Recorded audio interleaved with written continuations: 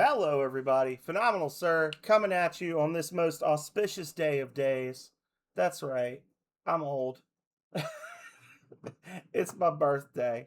And to celebrate, well, really, we're not doing it to celebrate my birthday. Really, we're doing it to celebrate Streamiversary 2026. But we're going to be playing some Yoshi's Island, another banger classic from my own childhood. Probably one of the most independently perfect games within its own genre that I've ever played. And we're going to be wearing the Mario Hawaiian shirt to celebrate. So, yeah, got started right on time. I wasn't sure I'd be able to get it done in time, but here we are. Yoshi. Calray is hyped for this one. I don't know. She gets that first temple offering and it just shuts down the fun for everybody for the next 30 minutes. I don't know. Maybe we'll do to figure out how people do like the first, second, third thing, and then maybe I'll do. I don't know, we're still working out the kinks on the temple, but we'll get there. Anyway, um, in line with our Saturday stream of. In line with our Saturday stream of Crash Bandicoot 2, I'm gonna play for fun and not for 100% completion. Um, so this is not going to be the normal. This is like the fifth or sixth time that I've streamed this game. If you're watching this in the future, and normally I go for 100% on everything, but in the interest of time, for one, and just having fun. The reason for the season is fun. We're just gonna kick back, relax, and we are gonna play the first three worlds of Yoshi's Island. Probably my favorite Mario game of all time. Actually, it's definitely my favorite Mario game of all time. A stork hurries across the dusky pre-dawn sky. In his bill, he supports a pair of twins. There's a mural for the wall, Calrea. Just do that. Just do that right there. Suddenly, a shadow appears in a gap between the clouds and races towards the stork with blinding speed. Screech! The babies are mine! Shwoom! Wow! Snatching only one baby, the creature vanishes.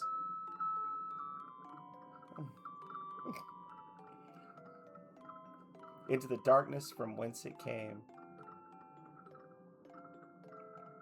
That'd be a fun mural for the game wall. The second baby falls undetected towards the open sea. Oh no! I said, oh no! Oh no!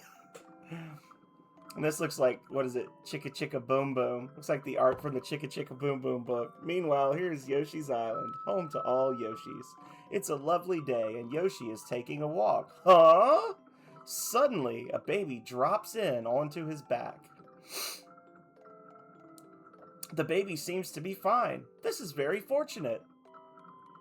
This whole thing just reads like the original storyboard when they were pitching the game. What? Something else fell with the baby. Let's take a peek. It probably was the original storyboard when they were pitching the game. It looks like a map. Maybe the stork was using it?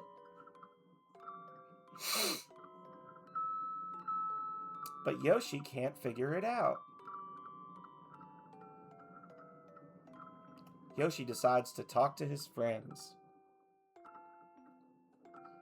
How's the game sound? Ack! Kamek, the evil Magic Koopa and kidnapper of the baby, quickly dispatches his toadies. When he discovers that he missed the other baby.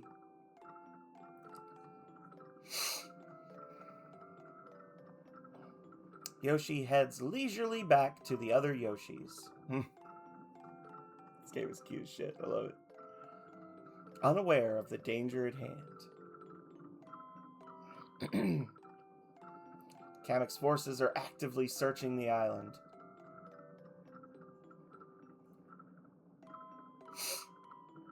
Will these two children ever reach their parents safely? Nope, they're going to end up in Brooklyn.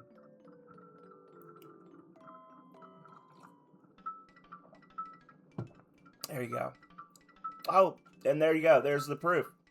I told you guys we normally 100% the game. There you go. There's our 6 stars. All six bonus stages 100%ed. Go us. I don't know what this file was. I must have just been goofing off and having fun at some point.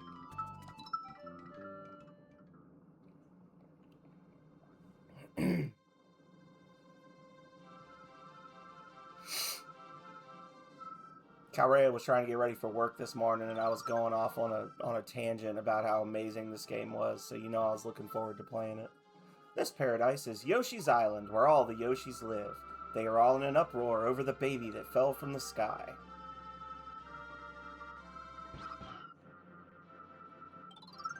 Wait, the baby seems to know where he wants to go.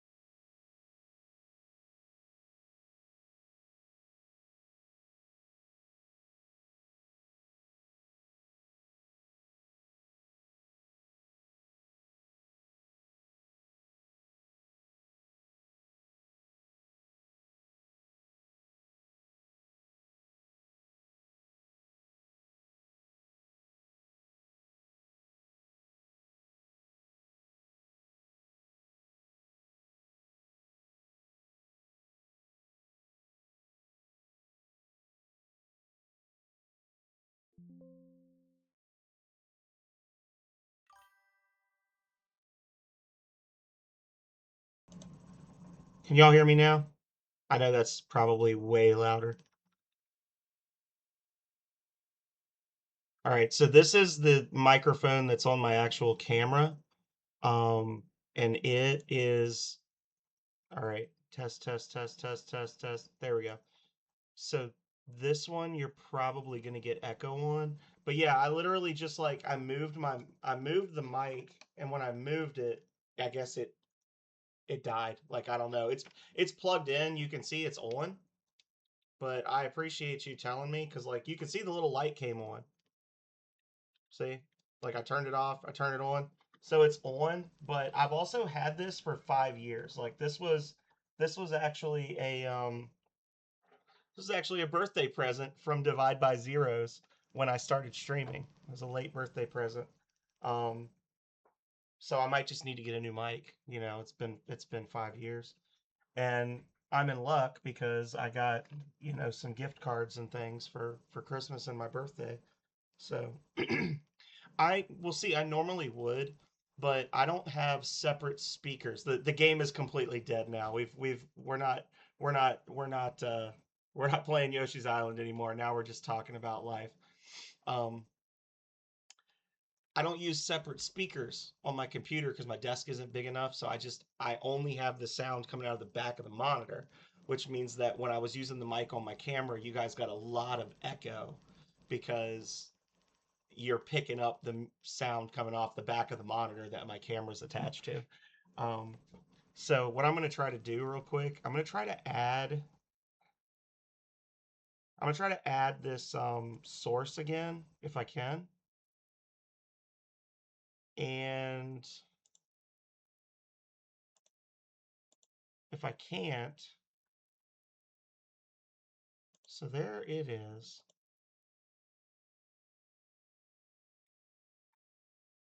It's not even like giving me the option to add a new source now.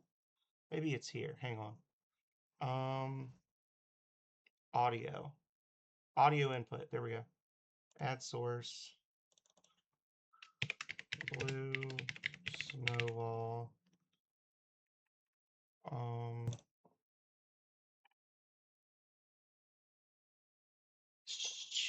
Audio monitoring.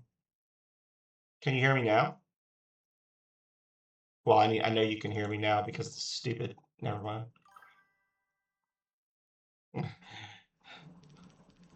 All right.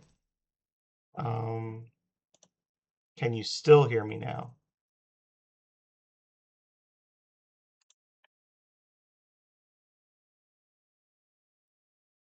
Also, yes. Okay.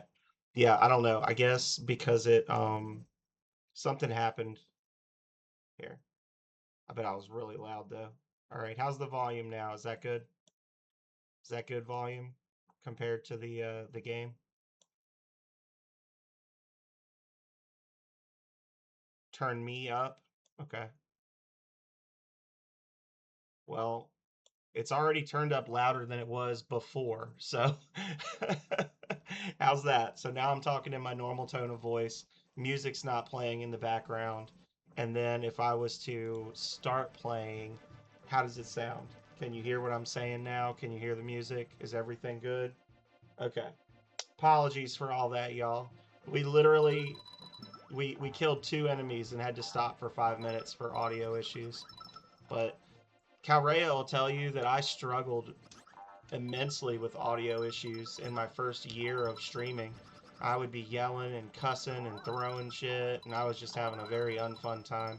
And I slowly worked out all the kinks there, but my setup is very crowded. My setup is crowded on this desk. I was literally telling her before we got started that I've found a bigger desk I'm gonna switch to, and I'm gonna start doing some decorating in here and move some stuff around so you're not just looking at the random crap on the floor in the background. Alright, here we go. Make eggs, throw eggs. In case y'all don't know how to play. Making eggs. Mouth full, press down. Poop egg. Grab an enemy with Y, then press down on the D-pad to make an egg. Now try throwing the egg. Press A.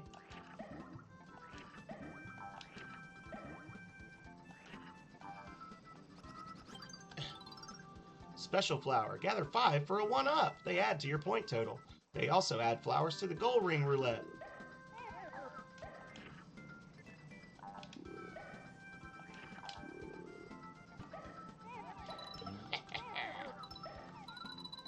Alright, let me get settled in again. Now it sounds like everything's good. So who is Smokey? I'm guessing Smokey is either a pet or a loved one. I guess it could be both, right? I think I technically qualify as a pet for Calrea.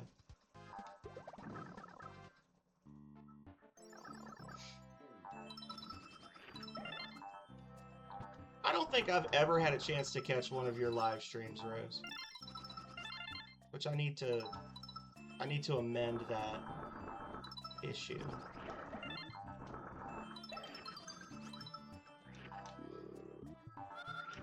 My problem is I don't have like live notifications on for anything like Twitch, Discord.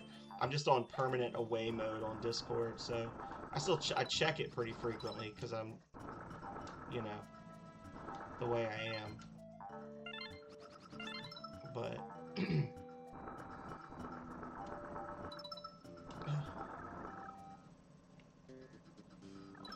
do do do do do do do do do do do do do do do. Get wrecked, chop flower. Do you want to eat an egg? I smack you in the mouth, and there ain't nothing you can do about it. Do do do do do do do do do do do. Get wrecked.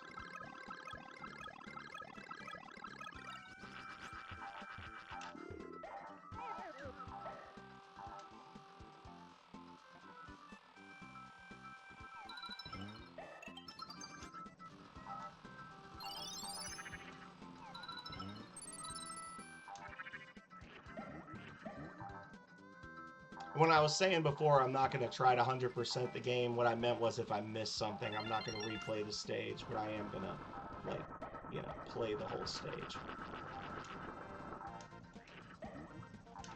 Come on. Give me them coins. Oh, it's so responsive. I'm worried I'm going to jump right into something. I don't want to.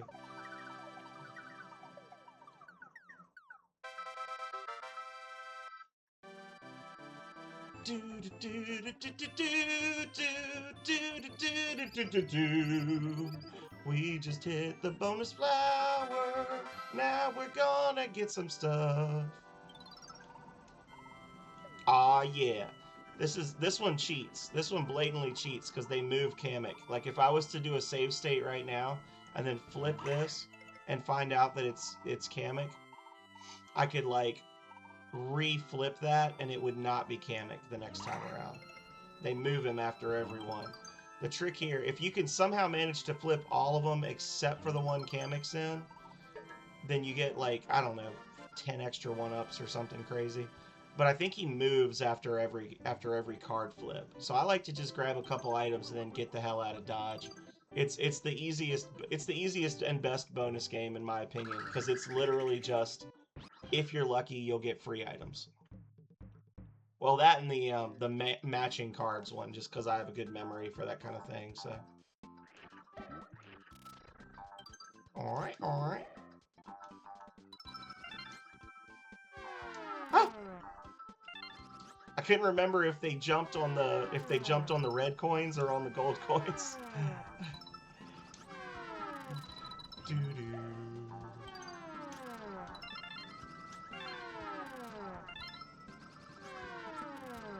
Woo.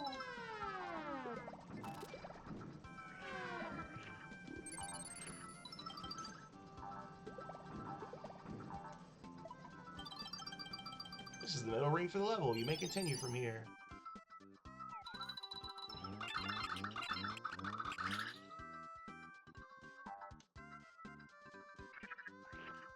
Perfect house. Perfect house. I'll do what I want.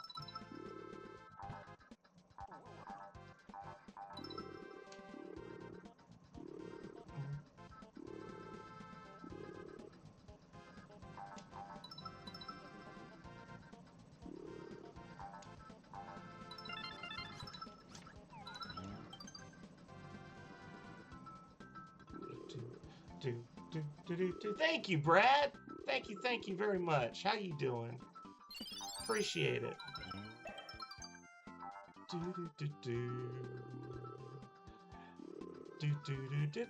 Of course, now I'm not getting sound alerts when y'all send chats, so I didn't know you'd sent that immediately. I apologize.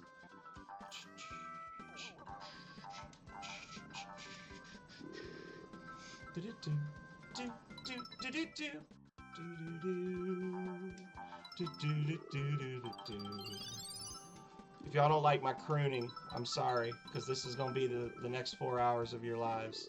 If you stick around. I fucking love this game. And everything about it. I'm going to eat those words. Halfway through the 5th world, I'm going to be cussing about how much I hate Yoshi's Island.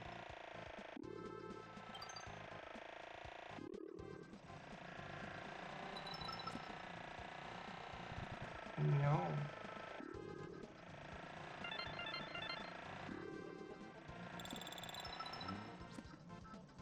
I don't think that's all of them, but that's okay. Do do do do do do do do do do do do do do do.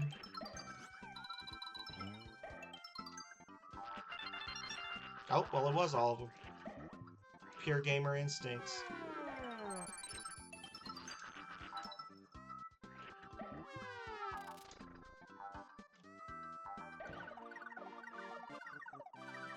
Nice. Nice chill Wednesday. Chilling with the sir. A fully grown baby. Still playing baby games. Flip cards. I predict Kamek on the first attempt. Nope. Oh, get the hell out. Okay. GG! Yay!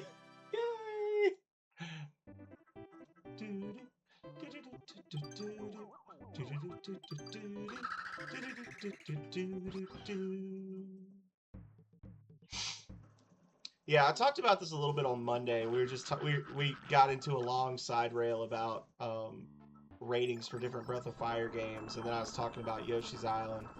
And I've said this, I've been saying this for basically as long as I've been streaming or earlier, and I will never not believe this.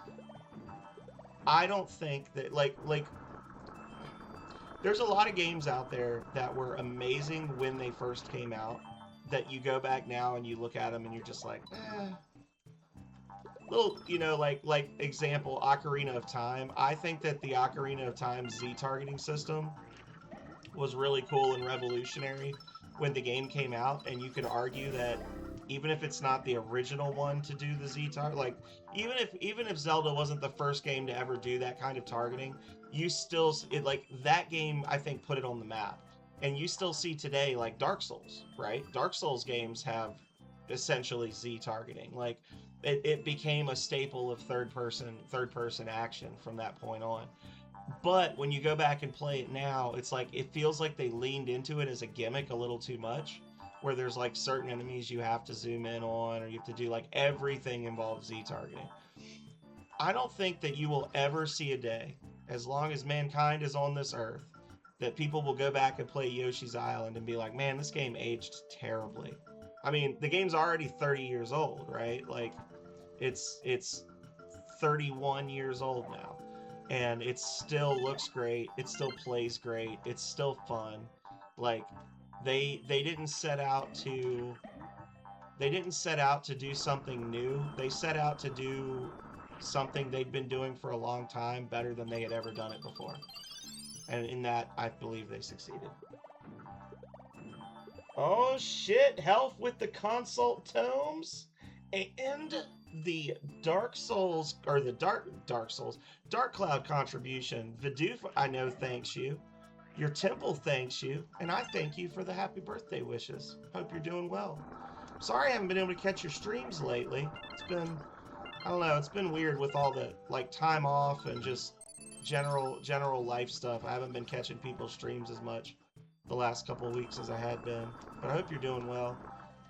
Hope you finally beat Metroid Prime 37 or whichever one they're up to now.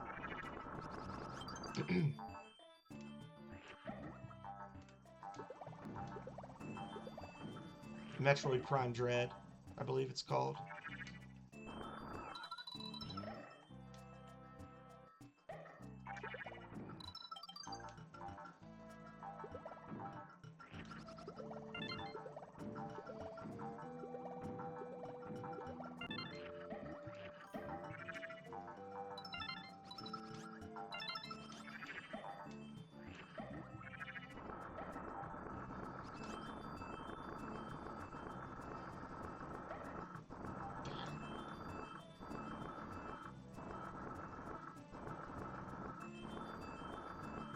Yeah. Yeah, that's what I was telling Calrea this morning. I said the thing about this game is that they basically, like, everything you can do in this game, they establish in the first 8 levels or so, right? And then, so, like, I use the example of Crash Bandicoot 2, which is one of my favorite platforming games of all time. One of my favorite games of all time in general. But it also frustrates the hell out of me because there's times where it seems really unfair or it seems kind of obnoxious with some of the stuff it wants you to do. In the final world, so there's 25 levels in the game, and in the last 5 levels of the game, they introduce jetpacks, which are really wonky and weird and hard to control. And then they give you 3 stages back to back with jetpacks, and then they're like, all right, you're good at jetpacks now, right? Because that's the final boss fight. Final boss fight's jetpacks. And that's kind of like annoying. Yoshi's Island doesn't do that. Yoshi's Island tells you everything that you can do in the game in the first 8 levels. And then they just keep asking you to do it a little faster, you know? It goes from like, okay, you've got plenty of time to make it through this stage, to, okay, now things are moving. Like, even with the, the scrolling stages, like the side-scrolling stages, they introduce a side-scrolling stage.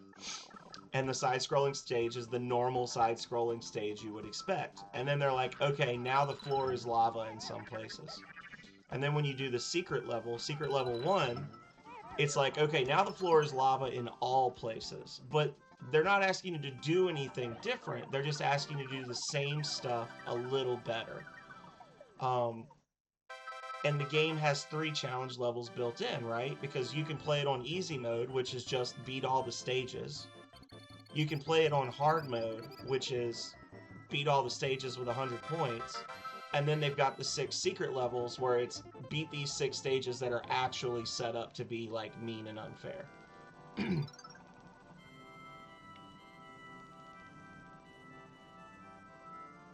The secret snow level is terrible. Yeah, that's exactly the one I actually said something about it before you came in, where I was like, I love everything about this game, and I said I'm gonna be choking on those words when I'm halfway through World 5 next week when we're playing. I'm gonna be like, this is the worst damn game I've ever played in my life. Yeah, that if you're trying to 100% the bonus snow level, that is probably I think that and the secret level for 1, the Poochie level, I think those are probably the 2 hardest levels in the entire game. Those are the only 2 like genuinely mean levels where it just felt like the devs were angry at children in general.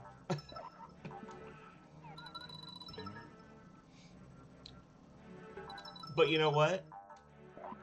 That's okay, because they're secret levels for a reason. They're not required to progress, right?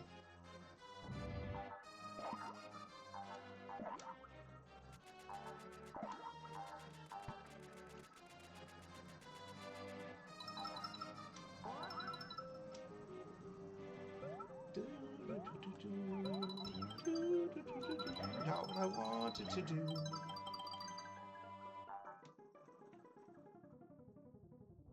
Oh, I have not. I didn't know that the GBA version had exclusive levels. I've always played the Super Nintendo version. I probably have the GBA version on my original hardware.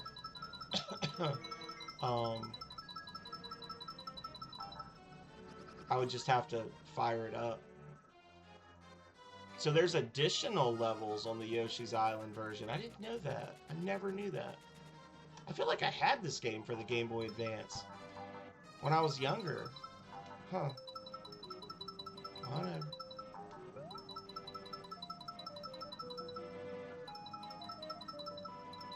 Yeah, but we can't count stuff that was added in a remake though, because it might not have been the original devs.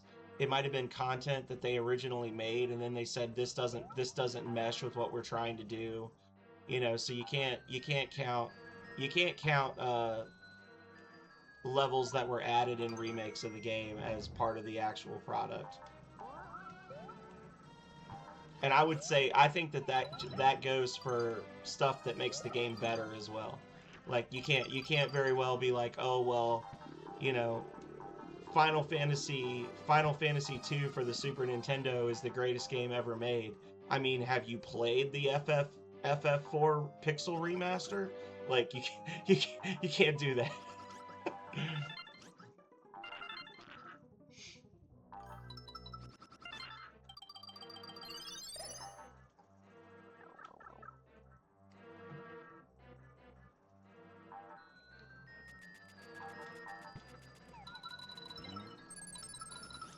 Like if I was to ever go back, become independently wealthy, and be able to fund like a full 3D remastered Voltage, I would be totally not offended if people were like, the remaster looked good, but the original game had some problems, you know? I would be like, that's fair. I accept that.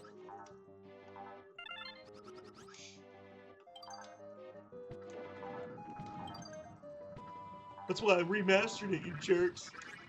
Because I knew it had problems. Alright.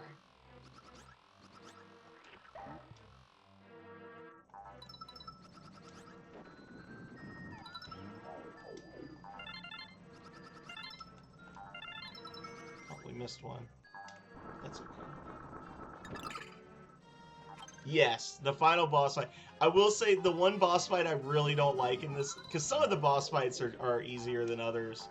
I did not like the Raphael the Raven, where you're on the. I will say that one has the potential to make people motion sick.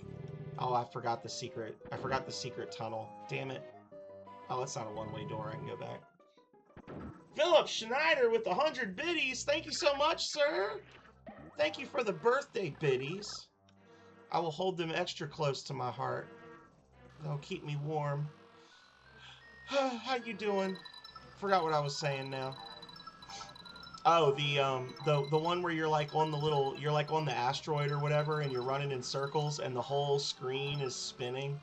That one, if you don't kill the boss quickly, that one tends to like wear on your psyche a little bit, because the longer you play it, the more discombobulating it seems to be.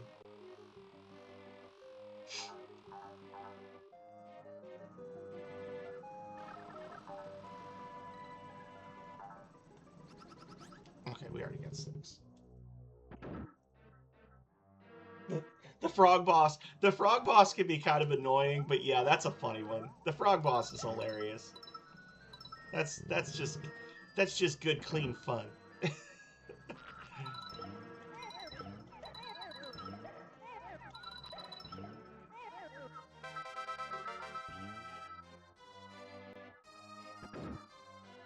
I don't guess anybody would ever be able to see it now unless you tracked down like a scan of it, but I will say that I had a lot of like video game guides as a kid, like different like the guidebooks, and I will say that the guidebook for Yoshi's Island was a tad bit unhinged.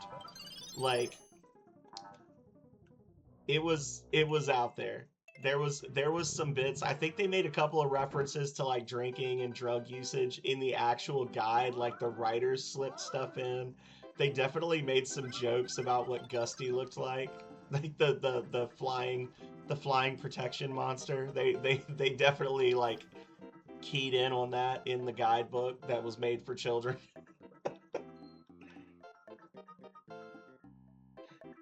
Birthday's going okay. I worked. I I I just I basically put the finishing touches on some procedure that I was writing, and then I made a couple of forms, like a records keeping form and a policy request form, and gave them to my boss at like 9 o'clock this morning, and then just basically spent the day waiting for her to get back to me on if she liked them or not, and she never did. Um, so I just kind of did some other stuff. I read some policy. I looked at some stuff that's coming up in the legislative session. Kind of just burned time, and then yeah, that's pretty much it. So you're still on the baby side, Yoshi baby. Then get a load of this. Yeah. Touch fuzzy, get dizzy. It's true. It's as true in real life as it is here.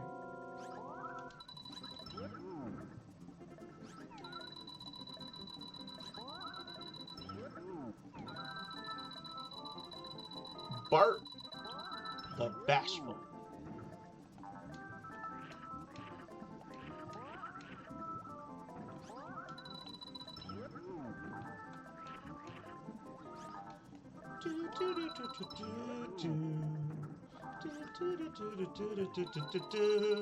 Get shot in the face. No, I'm just kidding. No, that's dark. That's too dark for.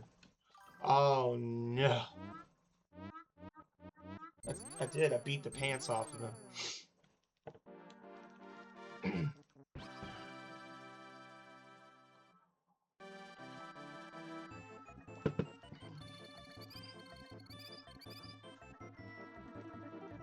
Also, Philip, I'm sure this isn't why you did it, but you know those bits do translate out to temple points as well. I feel like Philip Schneider is pretty aggressively pursuing head priest status for the month of January.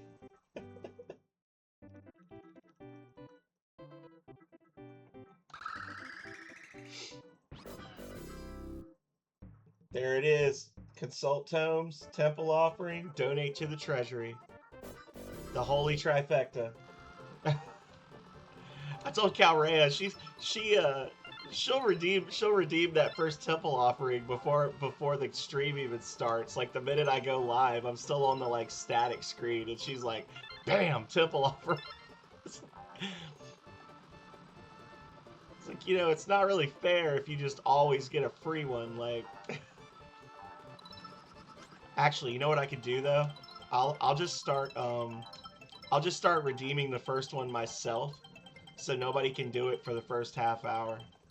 That'll really piss y'all off. Oh no, I fucked up.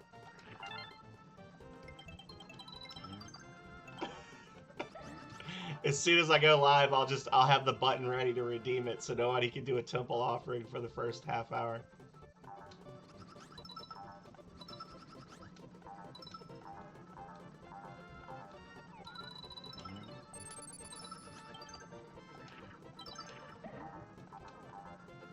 Calray is like, probably. I'm not looking at the screen, but I can imagine Calray is gonna be like, that's some bullshit.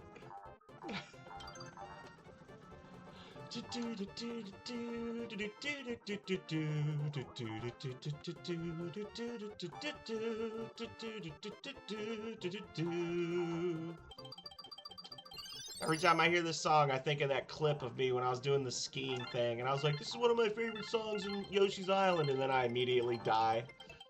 I got super salty. This is one of my favorite songs in Yoshi's Island. Dies. It's so happy and hopeful. Then you fall in a hole and die.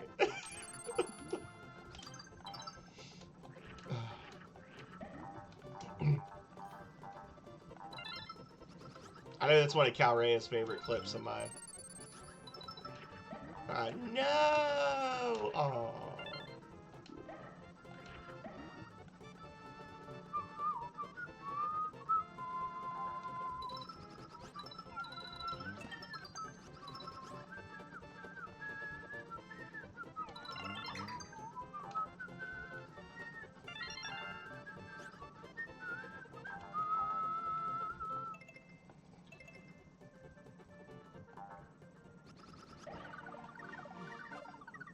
Thank you so much, Tech Gamer.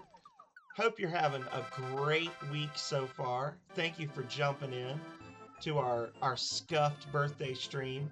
We got started, had 9 minutes, or was it 5 minutes of me talking, 4 minutes of me gaming, and then 5 minutes of me fixing my mic. But now things are back to normal. We're gaming. We're having fun. We're flipping cards. Flipping off Kamek.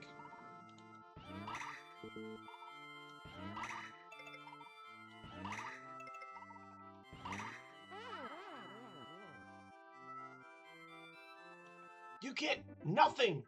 You lose. Good day, sir. Do. Shy guys on stilts.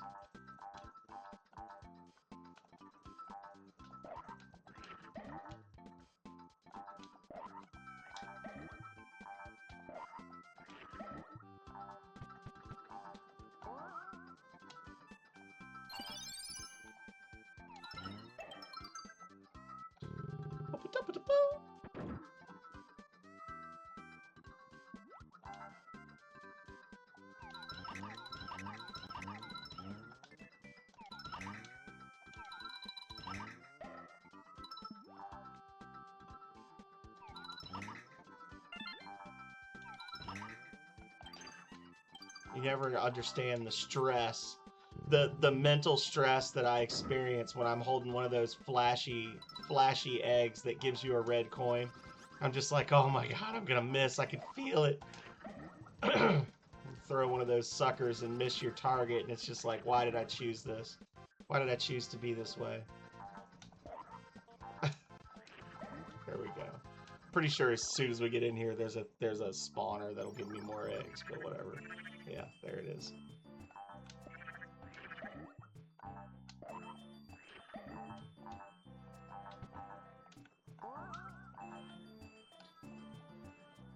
I will say, I don't know how many of you in here are in Indara Gaming's Discord channel, but he gave me an early birthday present. I don't know if he meant to give me an early birthday present, but he, I don't know, something happened. He won a bet or something, and one of his viewers had to play any game of his choice. And I was like, I know what game you need to make him play.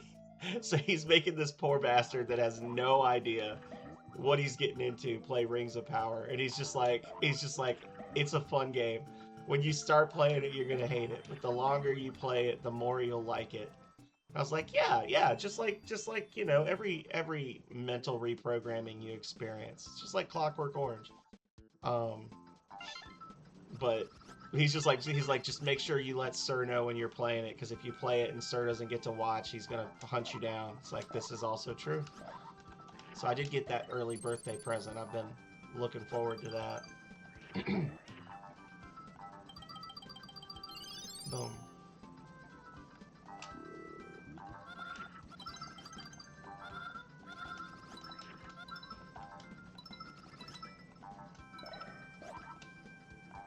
Actually, speaking of, I know we were talking, me and Philip and Bidoof were talking on stream like a week ago, and I said something about if the Temple of Void has at least 7 of the 12 months, they're the highest scorer.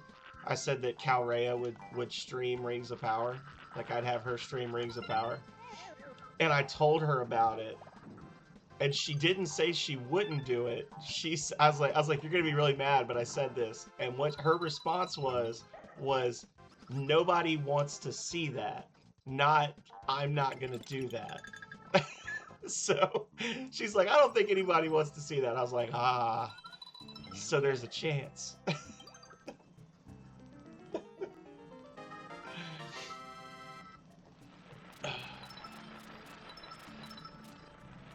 Oh, I think that's that's a red one. Can y'all tell which coins are red just by looking at them? I can. I swear I can.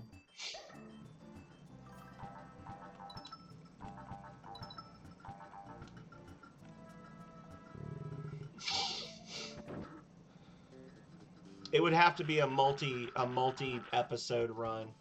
I don't think.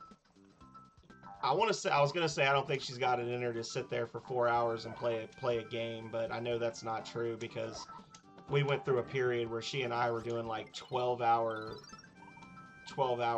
sessions of Stardew Valley together, and she spends at least that much playing her. She likes the smartphone games. She doesn't like video games. She likes playing like the puzzle games and the cat tower games and the Dragon Farm games on her phone and stuff. All the little free games.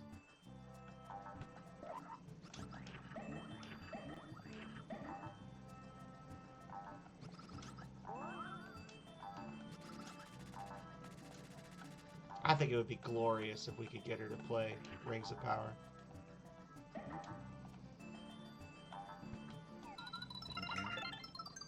Wrecked. Oh wait, can I grab that? I can.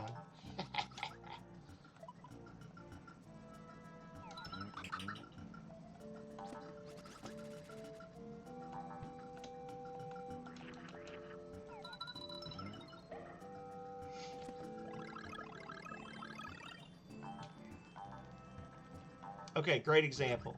Here you go. Look at this. You can, well, it's not a great example because it's dark. You can clearly see that this first coin above me is a different shade of yellow than the next two.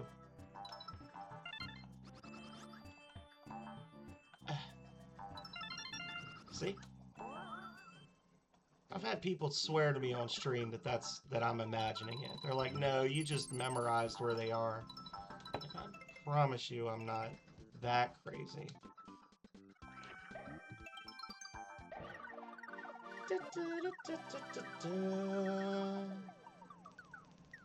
Oh. Yeah, health nose. Yeah, it's got like an orangish hue to it.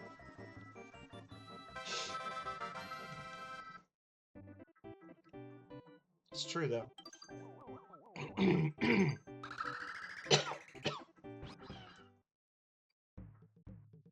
Touch fuzzy, get dizzy. Oh hey, this is my official level, by the way, y'all. This is my birthday level. 1-7. There it is. And it's got an infinite life glitch, so you know. Many happy returns of the birthday.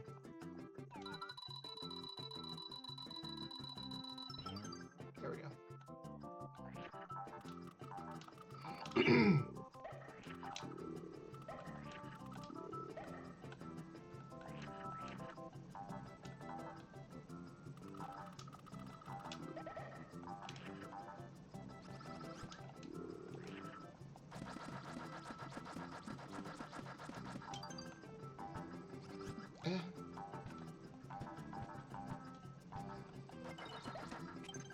Oh, I didn't want that stupid key. Dang it.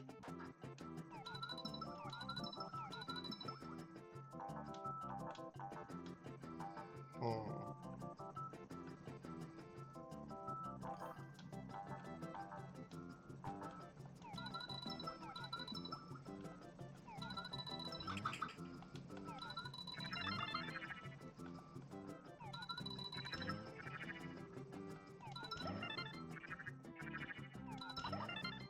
There we go. Alright. Everything in this section has permadeath. Oof.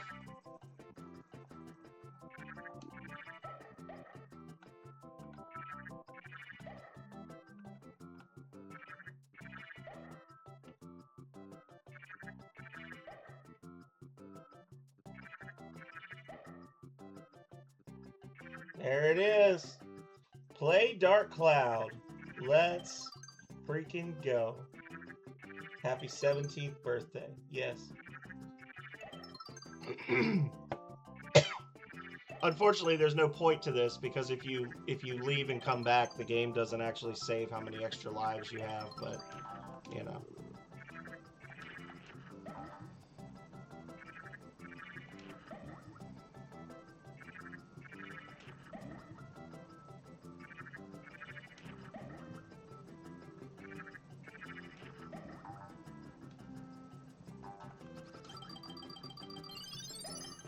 Sorry, friend. He was just too beautiful for this life. No! Immediately! Oh!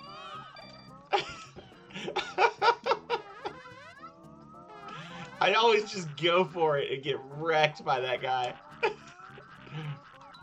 Get out of here, you jerk.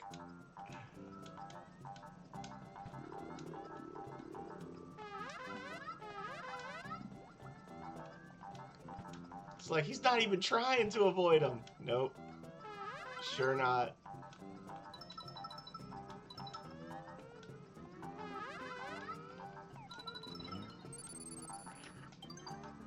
It's like a pilot, right? I'm only disoriented when I'm on the ground. I'm fine in the air.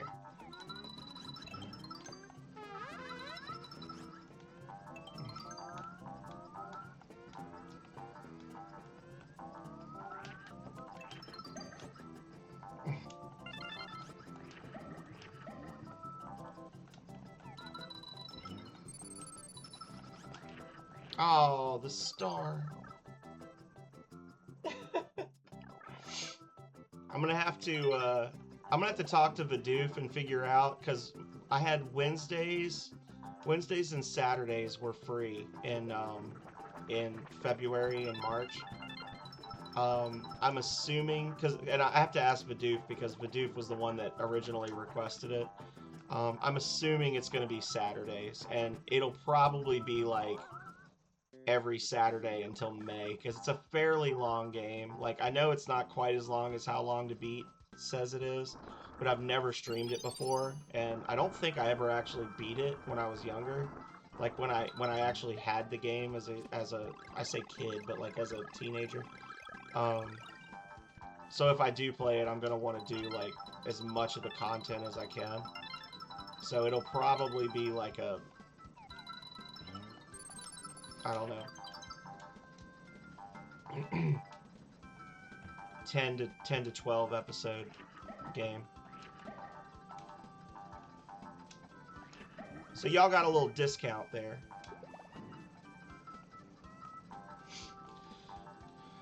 If it was to be resubmitted again, it would have probably been like a 35,000 point challenge, which I'm sure y'all still would have hit, because you hit 25,000 in a week, you know.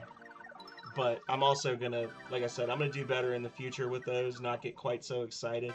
It's just because I had it was the first ever community challenge redeem, and I got super excited and put it up immediately. But the goal is to like basically give people a month to request them, and then if only 2 get requested, I'll fill in with a third one, and then make y'all fight to see which one we actually do.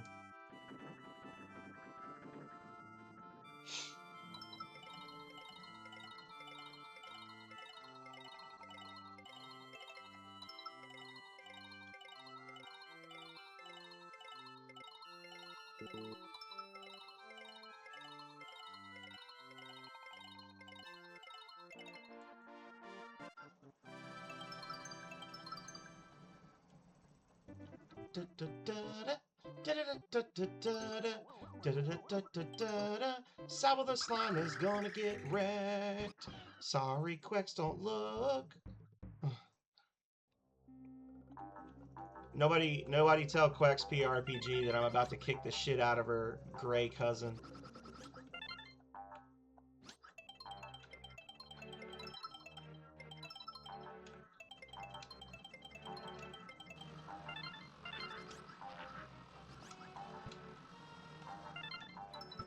And I'm not gonna feel bad about it either.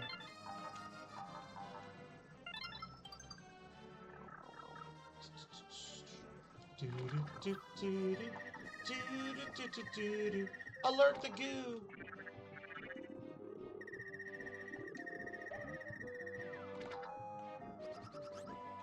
Oh, that was spooky. Oh shit! Hell yeah! She can finally play old school RuneScape with you. That's awesome, Phil. Oh, god damn it. That's awesome, Philip. Congratulations to you and the Benene.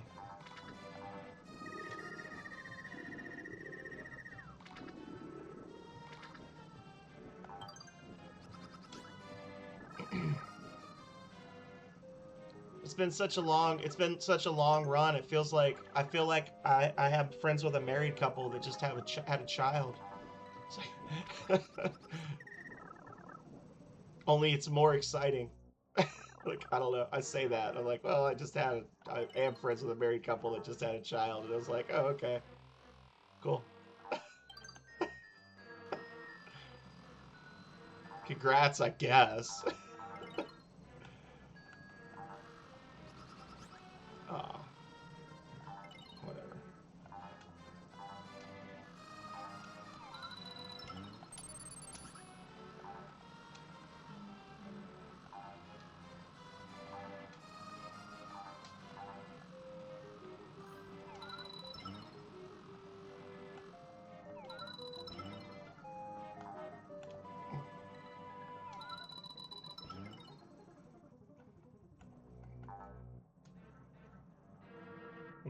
Congrats, I guess.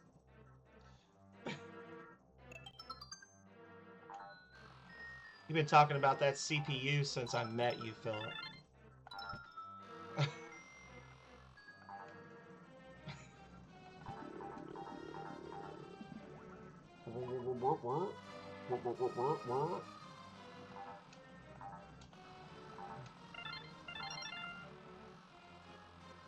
It's really happening this time, guys.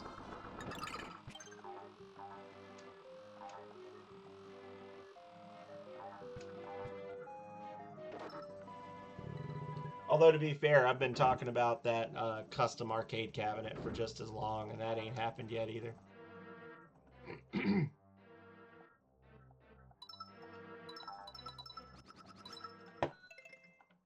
Oh, yeah. Good, y'all. I believe the term is Gucci. We are Gucci. Oh, but then there was more. Aw, shit.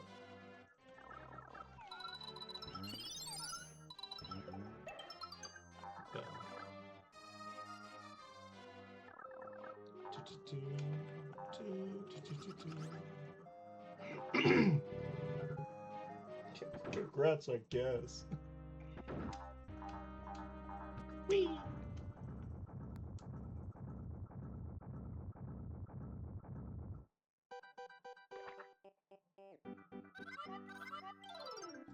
Hi there, cute little Yoshi. Does Baby Mario want to go to Bowser's Castle? I'll take him there in a hurry. Tee. So now the next step is you gotta get the graphics card that you want.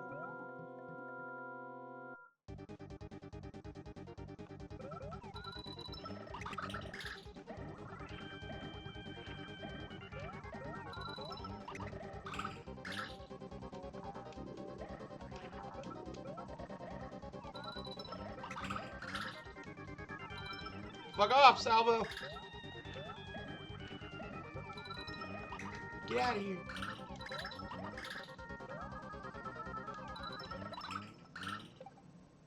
Blunk. That one little ricochet. Blunk. Stole his lunch money.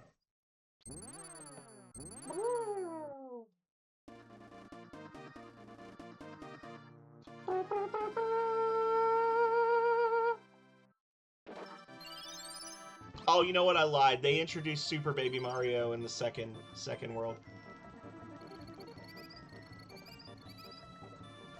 So there is that.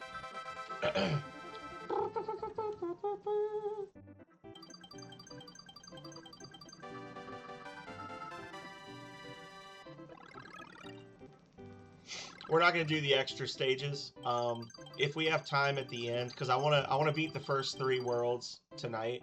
If we have time at the end, we'll go back and maybe take a couple stabs at them. But I don't know. Like I said, I'm not really trying to 100% the game. Just want to play it for fun. And some of those stages are fun, but most of them are not. The secret stages.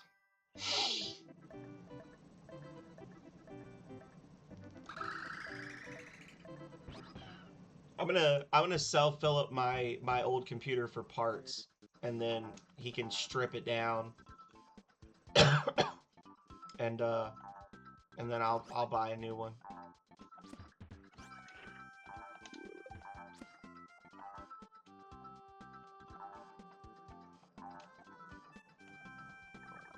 I don't have any eggs.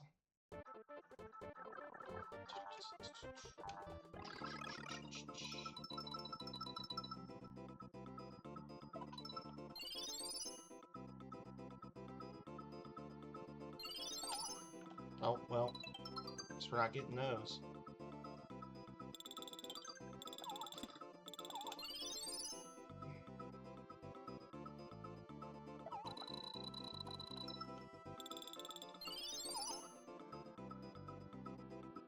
I can't remember who it was that played this, the amount of time I watched them struggling to get every single coin in this section, it was just absolutely maddening. I can't remember who it was now, though. It might have been Indara.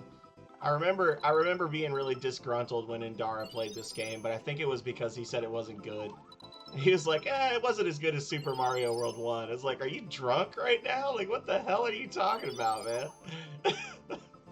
Although, I don't know. They're each really good for different reasons. Like, I don't think Super Mario World, the original Super Mario World, is a bad game by any stretch of the imagination.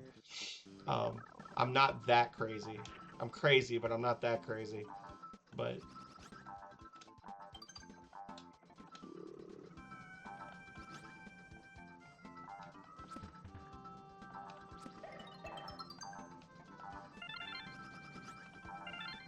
I was like, please, Lord, don't let that be a flower.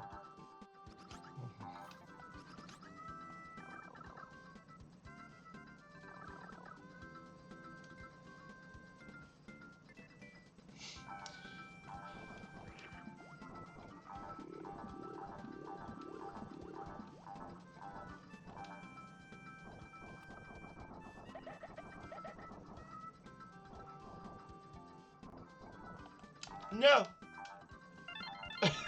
I hate that. I hate that so much. That jump is so freaking spooky.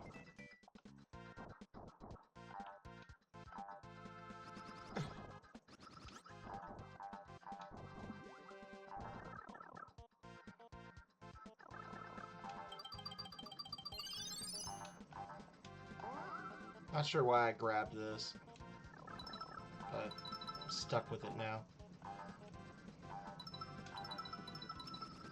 That's what Calrea says when she sees me in the morning, struggling to wipe the sleep from my eyes as the wilderness theme of Rings of Power blasts at max volume from my phone. Why did I choose this?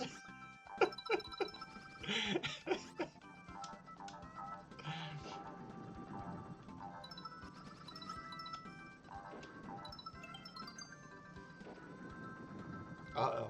Uh-oh. Uh-oh. Uh-oh. Uh-oh. No! Oh! I definitely, like, tucked my feet off the ground when I did that jump. I was like, ah! It was so scary. Because I'm a pro gamer, Health. Okay? I've been playing Yoshi's Island since before you were born, sir.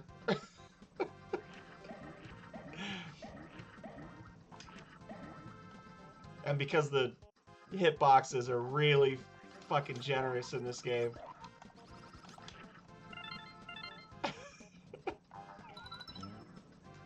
Ah, I missed him. Oh well. No, it was mostly luck.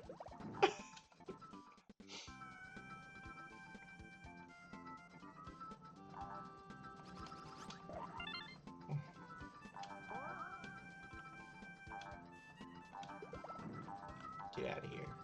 Stupid flower.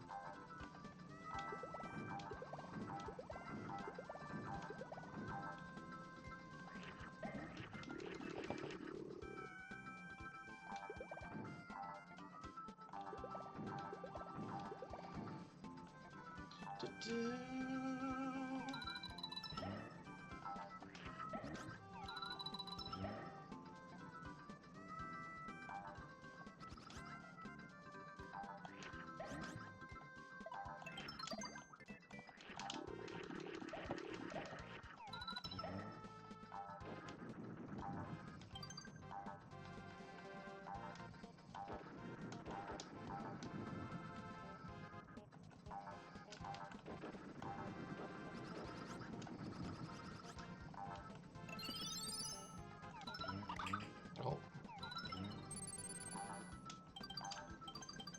Pro gamer. Oh, I missed some coins.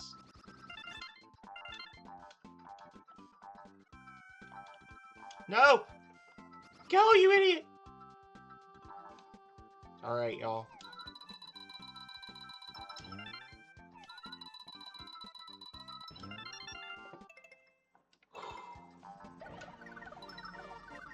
Bad jumps.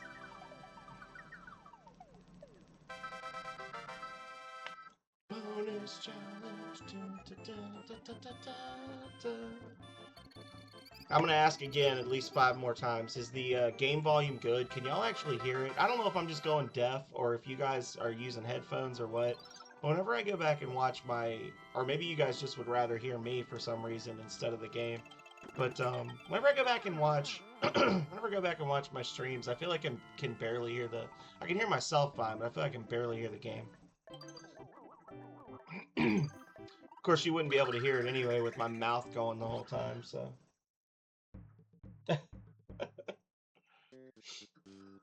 Hashtag not sponsored.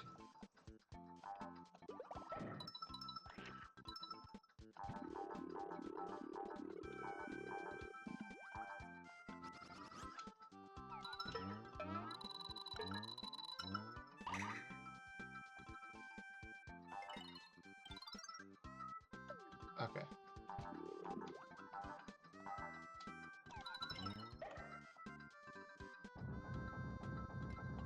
Crunch.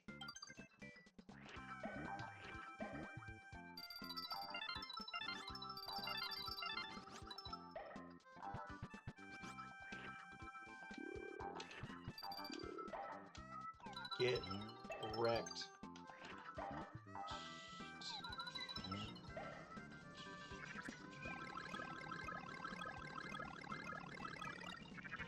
It's only an ad if you want it to be. Oh, I kind of do. Sell me something, health. Engage in raw, unbridled capitalism. Oh, I thought there was something there, but I was wrong.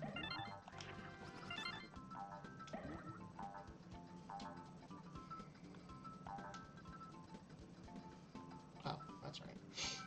Duh.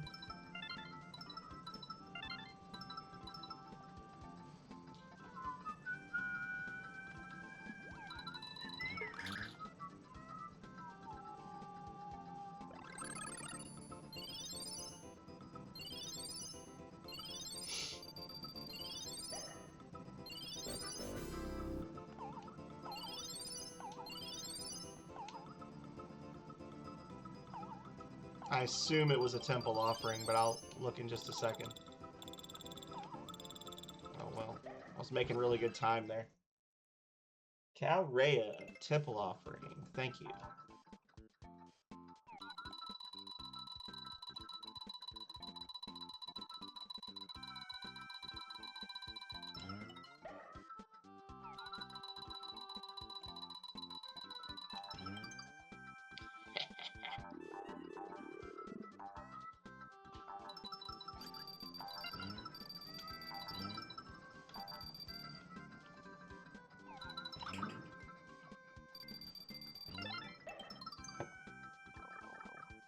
Okay.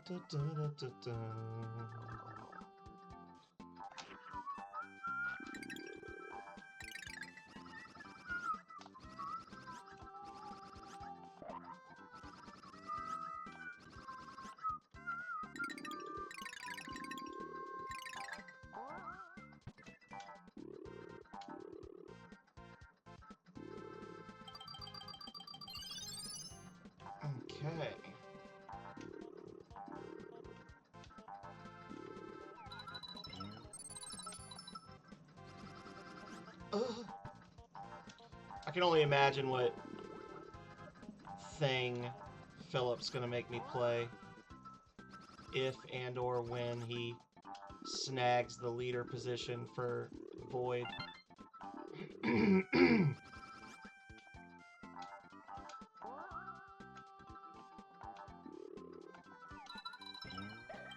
I'm sure he's got ideas. It's gonna be Hide Light or something.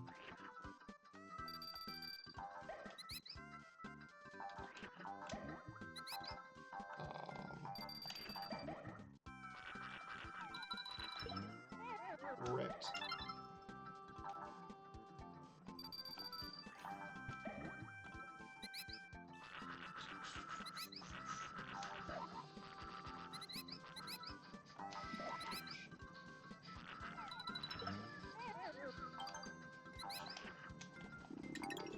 Correct.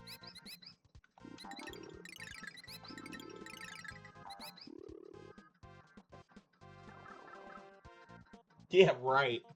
It's a single session. Single session.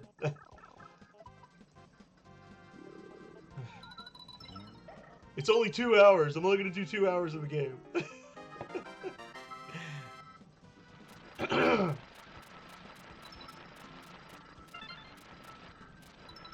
I will say there's a really whenever I think about Dark Cloud, I think about the commercial for Dark Cloud 2. Like that was actually a good bit of marketing. If y'all aren't familiar with it, it's like it's set in like in the modern day, but in in the 90s, early 2000s, whatever. And there's like this really bad storm, and you see this lightning bolt come down and hit this tree, and the tree like breaks and hits a house or something, and then everything freezes and it starts rewinding, and you see the tree come back to normal, and the the tree starts getting smaller and smaller, and it starts going back in time, and like the cars start changing, and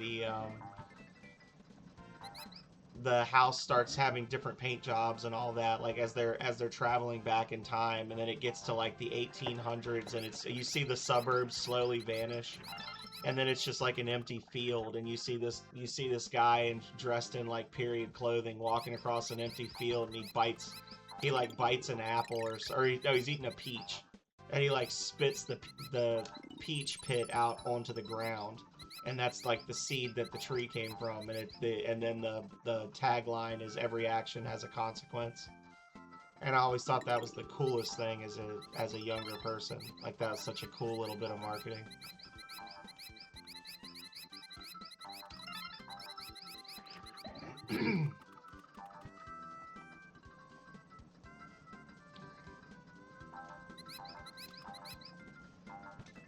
All right, I think we got everything now.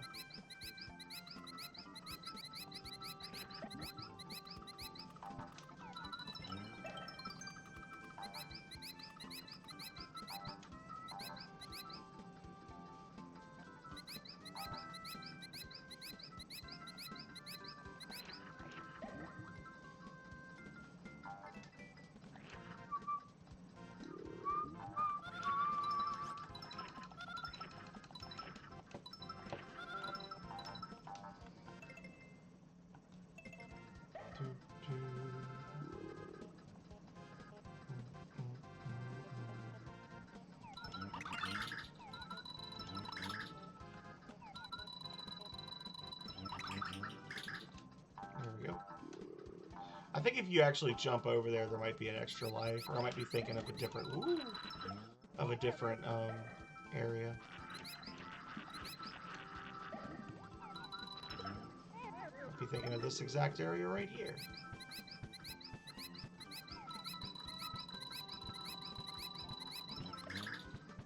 Just shut the hell up.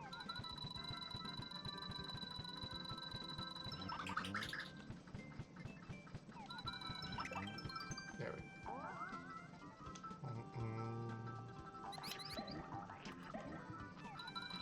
Yeah, if I'd have missed that one, I was going to have to do something spooky and actually jump over there.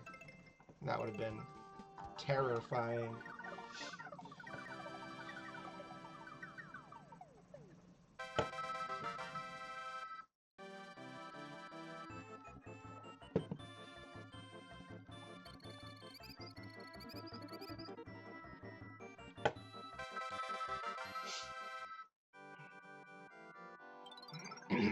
One up chance.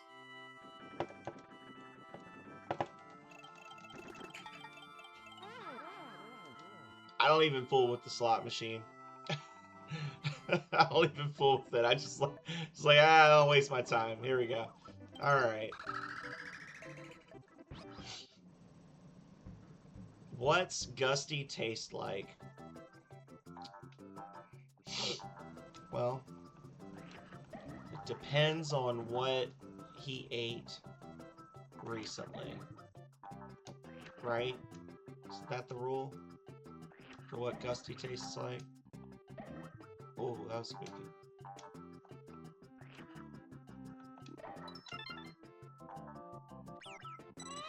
Hey, you listen here, sir.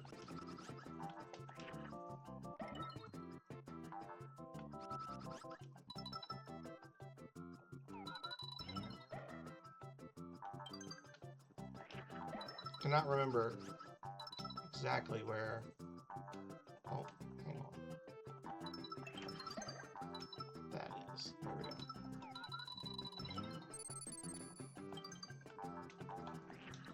can't remember exactly where that red switch... Oh, wait, no, I do know where it is.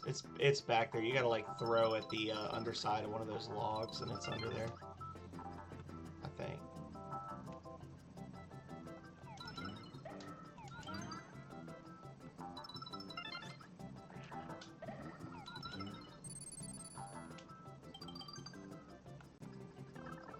Stage is a little nerve-wracking. Just a little bit.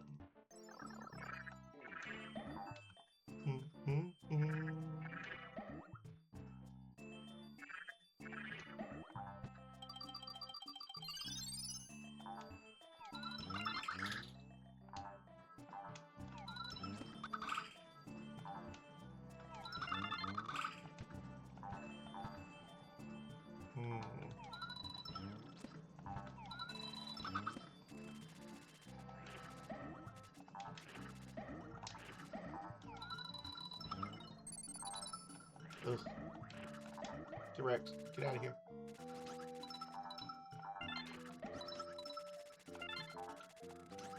Oh, it's too much! It's too much going on! Getting overstimulated! Okay.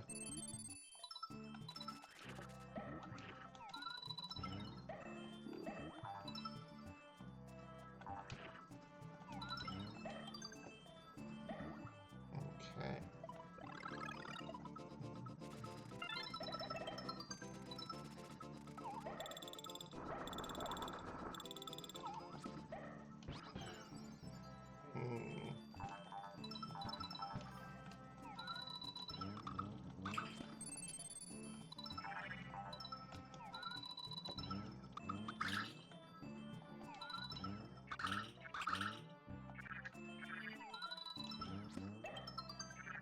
Well, this is a janky...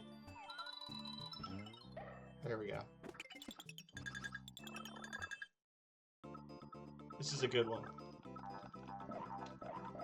You right.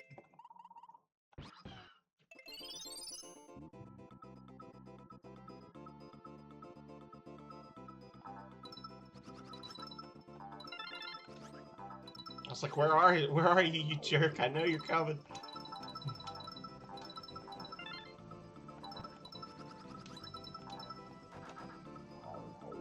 Kind of a waste of a super watermelon, but...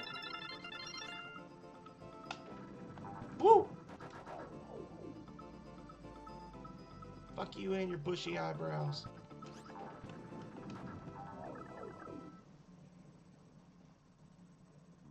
Oh, thought I broke it for a second. I was like, oh no! I glitched the game! Okay. There.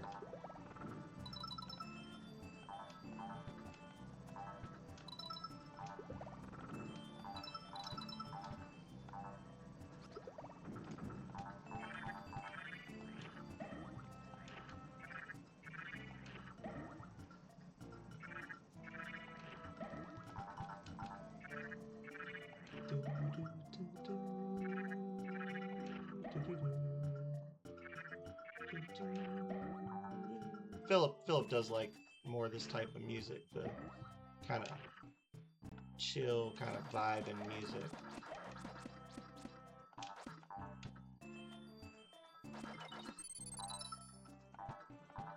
Philip's life is stressful. He doesn't need his game music to be as well.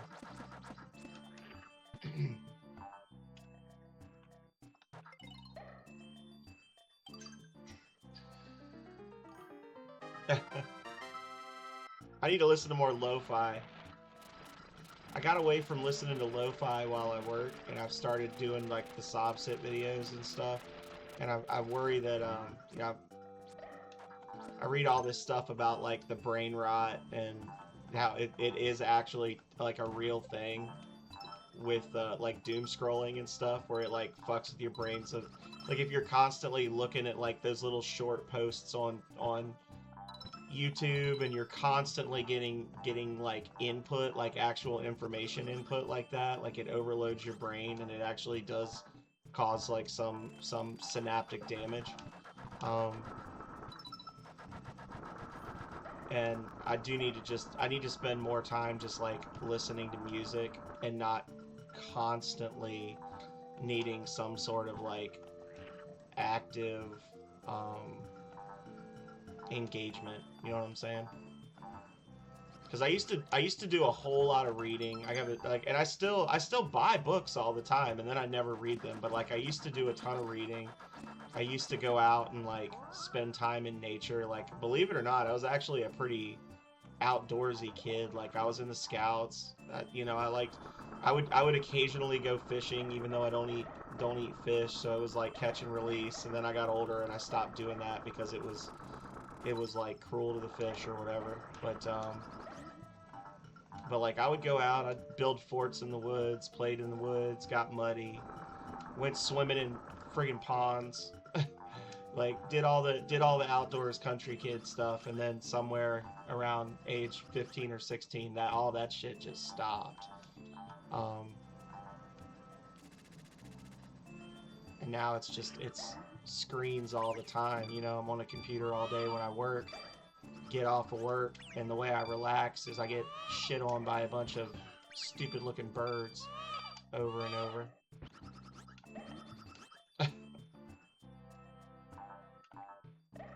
There we go. No, and then the way I relax is I look at screens even more. Could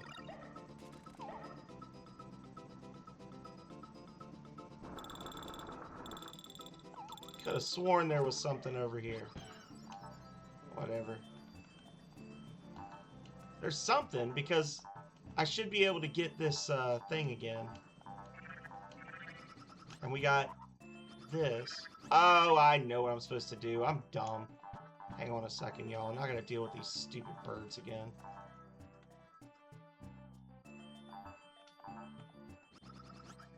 There.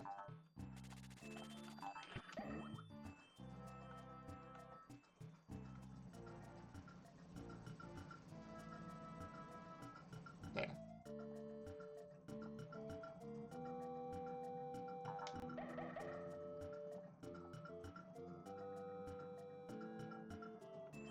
Yep, that's right.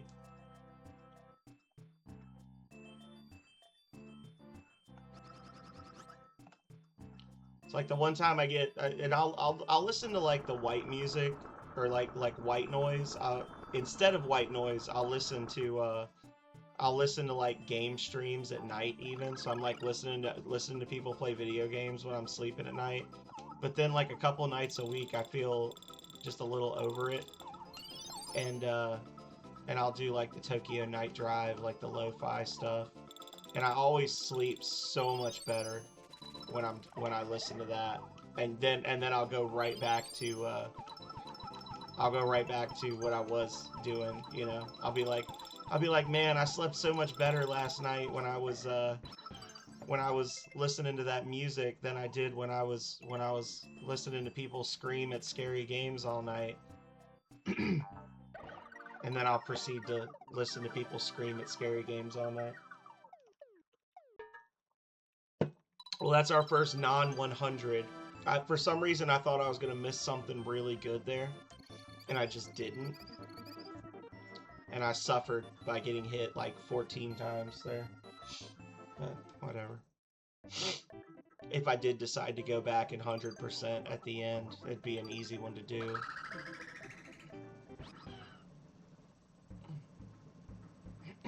Bigger Booze Fort.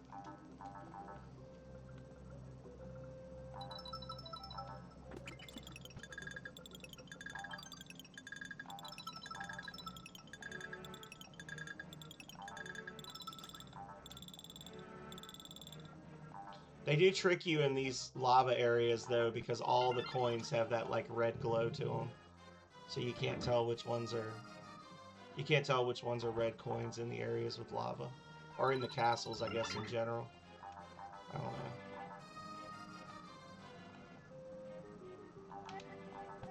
I don't think this will be enough eggs.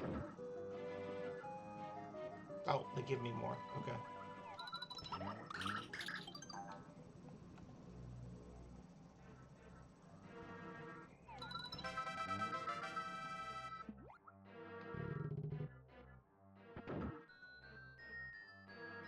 No thoughts, head empty. I just immediately think of our cat Julius. Always just a little bit cross-eyed. It's like he's trying to understand a question that you didn't really ask him.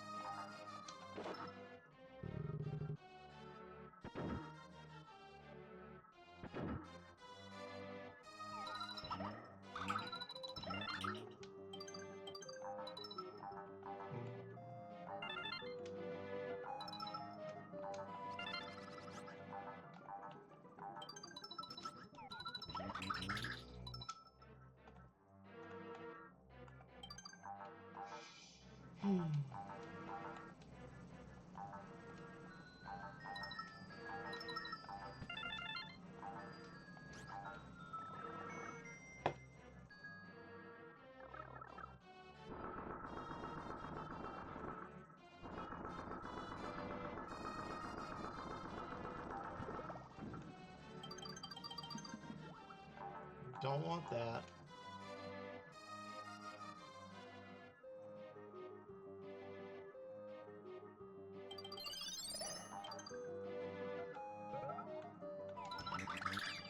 Oh, fuck you!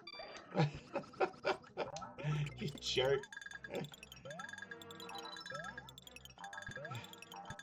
Oh. Worst enemy. Worst enemy.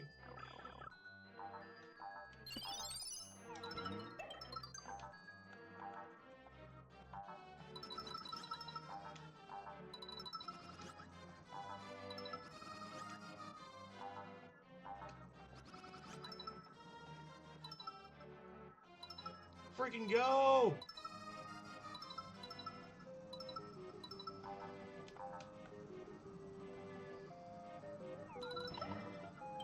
Oh, it's only one. Boo.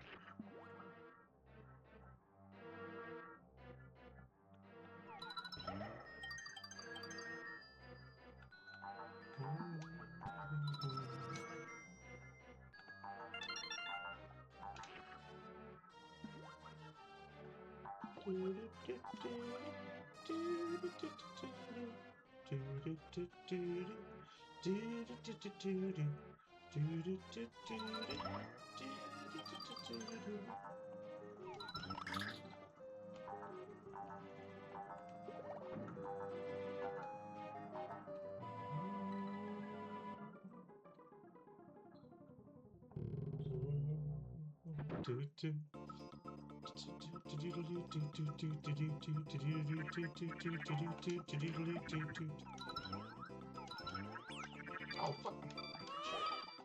I got distracted.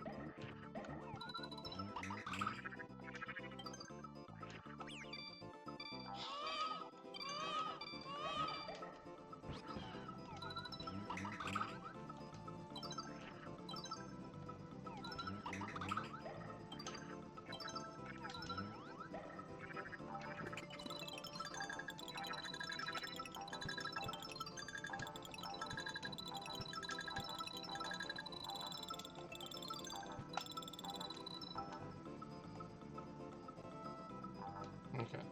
Anyway.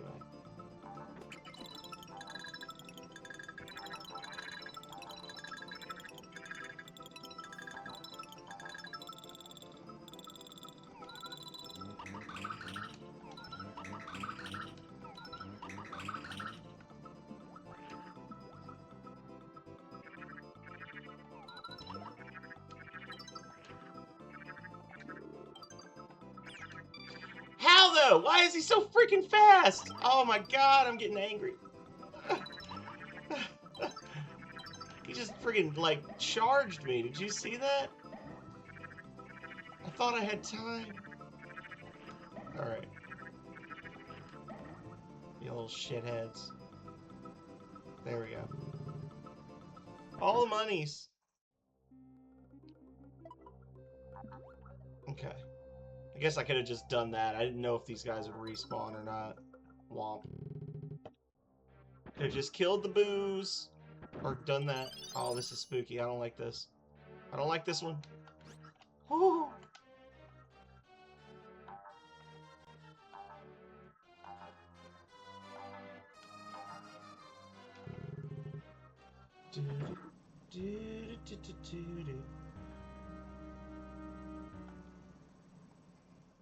Da-dun. Oh yes, we have Baby Mario's twin brother at Bowser's Castle, but we're not handing him over to the likes of you. All the monies, all the monies, all the monies.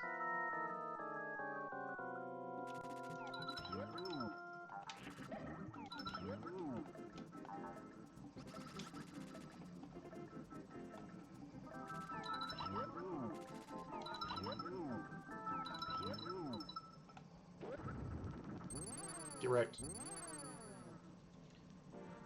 Da, da, da, da.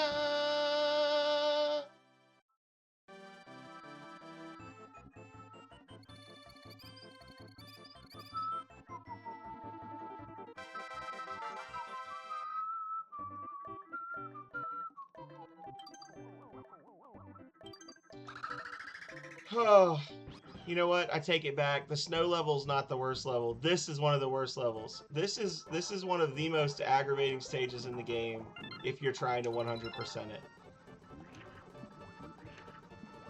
In my opinion.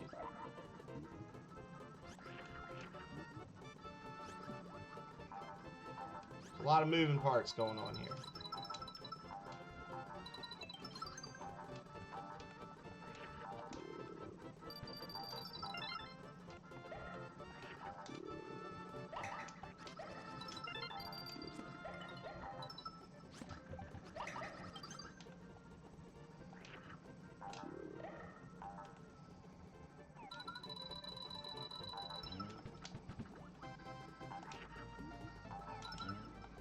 Poor Lactus comes swooping in and immediately gets murked.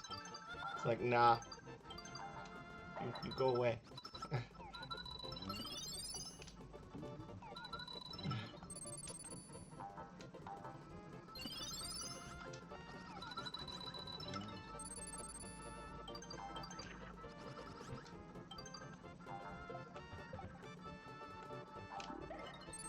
See, they know the stage is bullshit. That's why they give you, like, 5 things of stars almost immediately.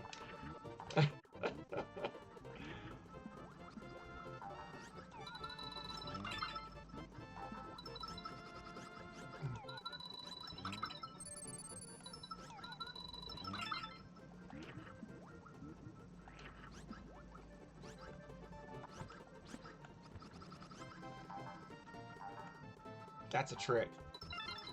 That's what we call a bait. I think that's just a key. I don't know what it's for.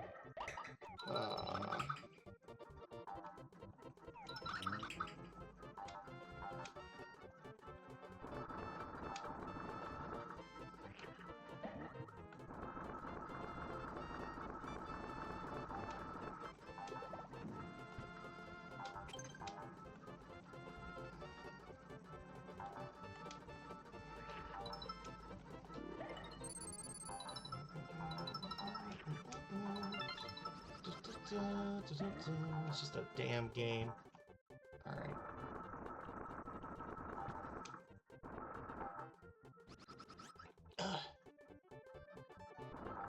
Alright.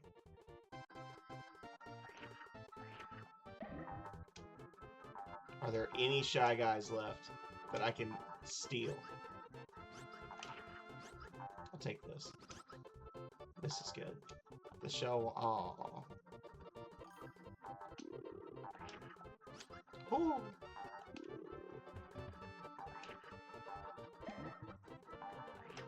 There we go.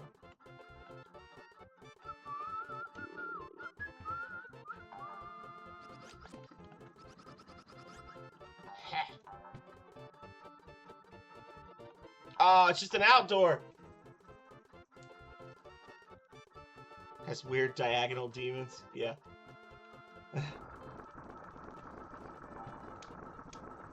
It's just an outdoor. Damn it. I thought I was being clever. Just a damn fool. Makes me wonder if I did want to go through that. Maybe I did want to go through that locked door. I was assuming it was a,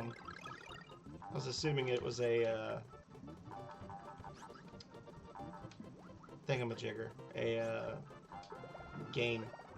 One of the little game show levels, but...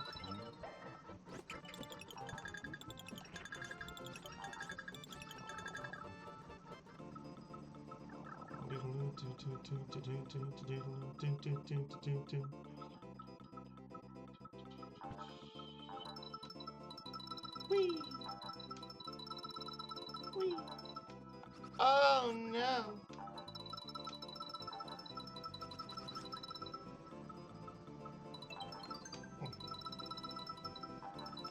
Oh well, I can't very well just leave that one.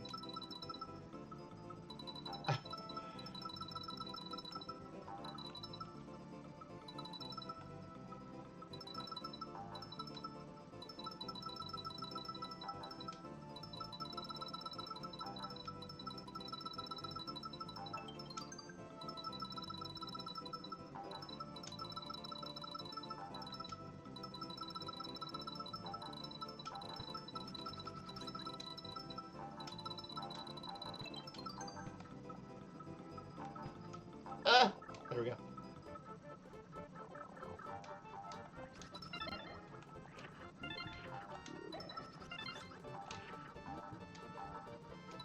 Alright.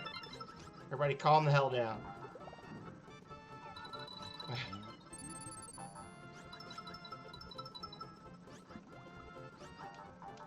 Yeah, there's a couple of sneaky,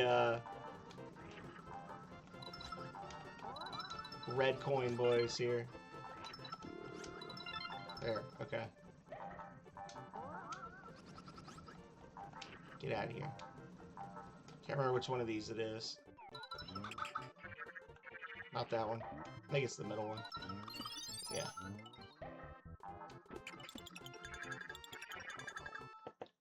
Da, da, da, da, da, da.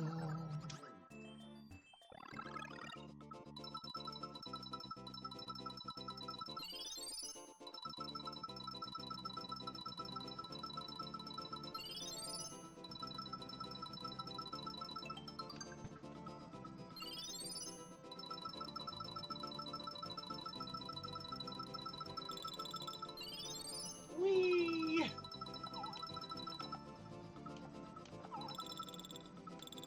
There we go.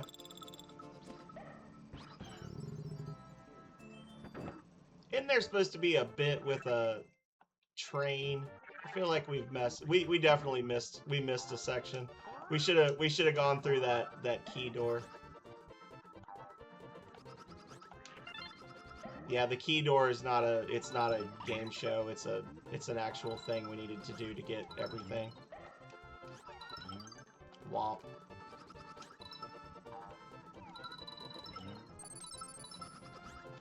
I don't trust any of these.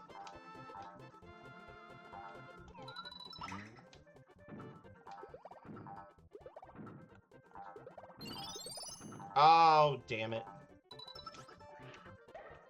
Woo! No, you fucker! He got me! He got me!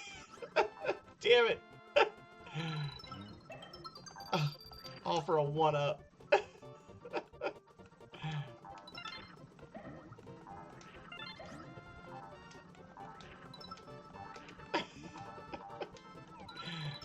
Oh! That was unfair. I just got dive bombed. That was no way I could avoid that. Oh.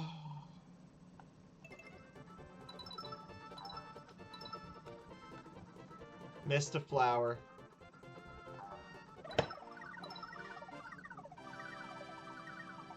Womp. Sanic.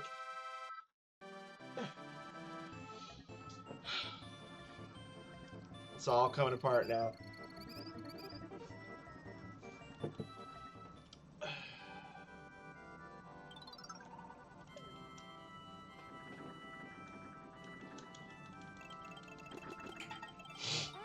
Everything is falling apart.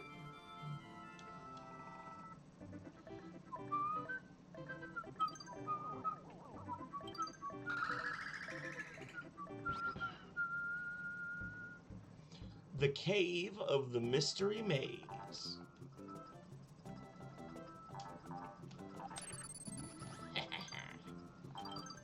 Thought I forgot. I almost did.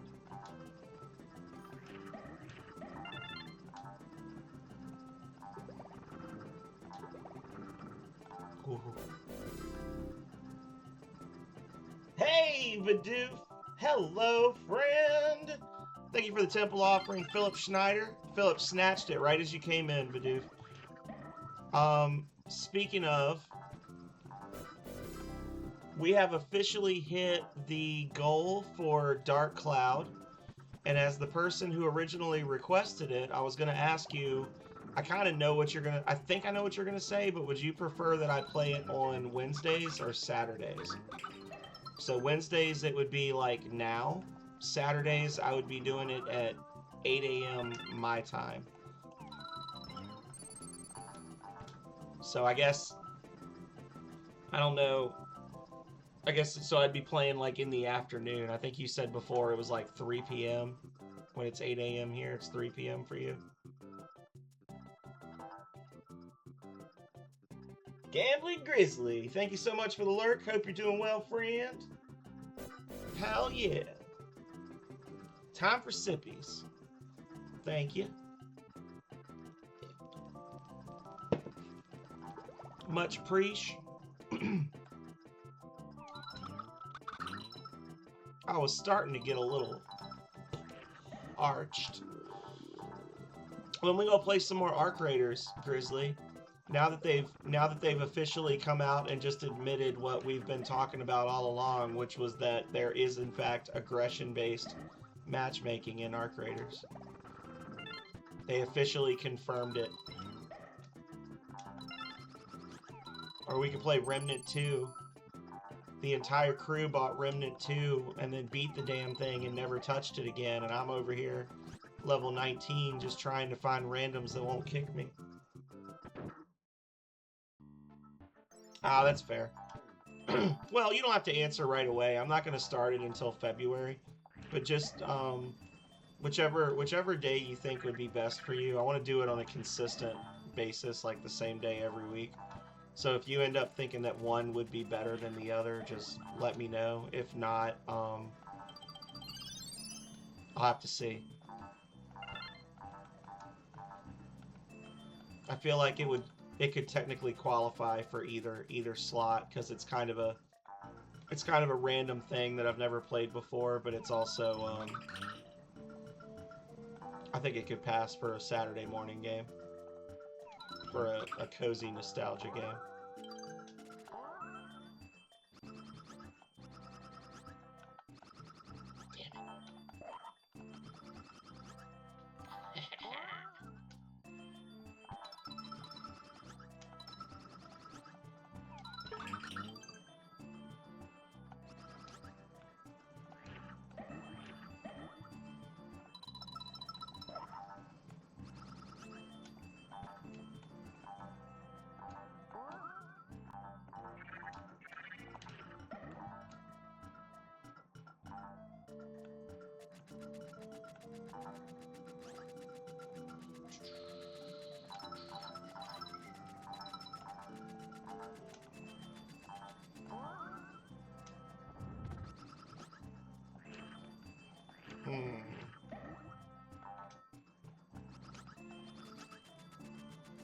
This stage is just getting you ready for that secret stage later on. The sewer maze. Oh my god. Thing is mean.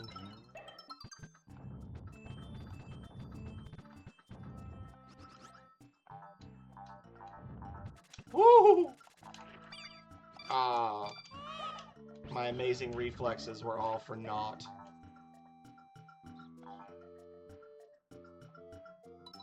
Oh, I think I got everything.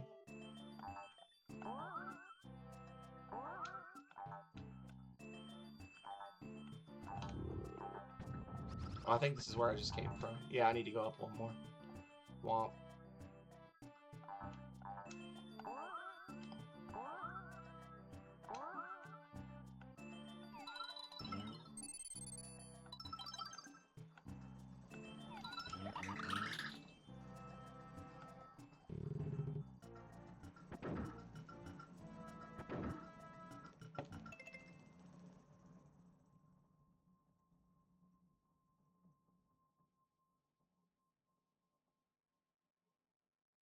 So Saturday is gonna. So you said, okay. So Saturday is gonna be when I'm playing. It'll be like 3 p.m. your time when I'm playing. Cause I'll be playing at 8 a.m. here.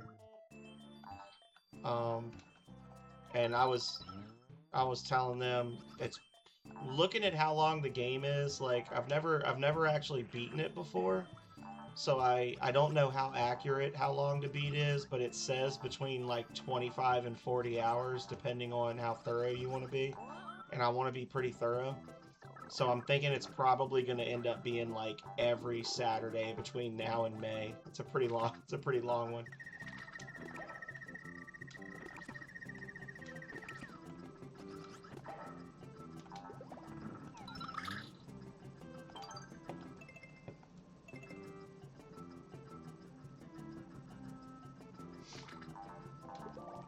It's a good, like I said, it's a good nostalgia game, and Saturdays I can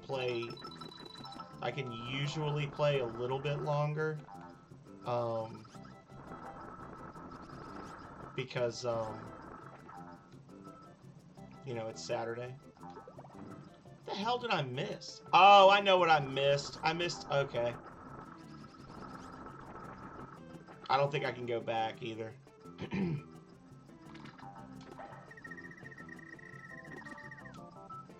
Nope, can't go back. There was a door I needed to. There was a specific spot I needed to throw a. See, I'm gonna miss the 100 on every single level now. It's like I tore the Band-Aid off. Once I missed it for one, I'm gonna miss it for all of them. Then in the cave there was a specific spot that I needed to stand and like throw an egg straight up, and there was a cloud that would drop a door, and it would just literally just takes you into a room with the flower and 4 flower and 4 coins. Won't.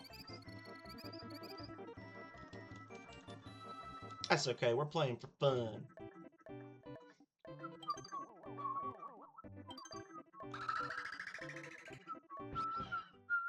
Lakitu's Wall. I will say that I'm not going to be able to play late. Oh, dummy. I'm not going to be able to play late on this Saturday because I think Calrea might have been trying to keep it a surprise for me. I don't know. But I asked her if we were planning to do anything for my birthday, and she said not till Saturday. So, and to my credit, I offered to cancel the stream. Sorry, guys. And she said no, we could just go after the stream. So it's probably going to be, I don't know. I still don't know if it's going to be Spyro or Journey to the Savage Planet. Probably Spyro. I love Spyro. I think I messed that up. I haven't played this game in, like, technically 2 years. Because I didn't do Streamiversary last year. So I'm just having trouble remembering what all I need to be doing.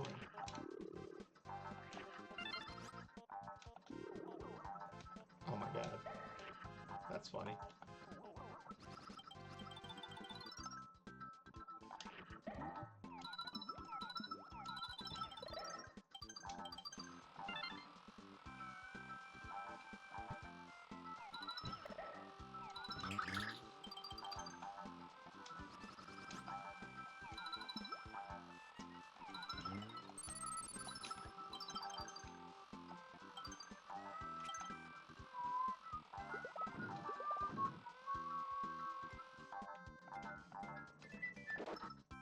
I just want you to be happy, Vidoof. I just want you all to be happy.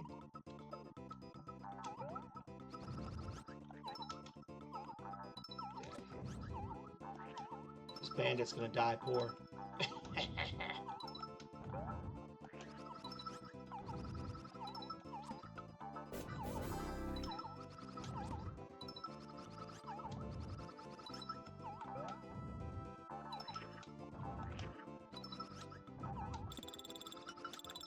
No. Ha! You get nothing. Hat on. Hell yeah. Almost got me, Oh, I need to get my Mario hat. I don't have my Mario hat. You have to settle for my university cap. Because I don't have my Mario one. I have a Mario one from when I worked at GameStop like 20 years ago. Would have been perfect for this stream.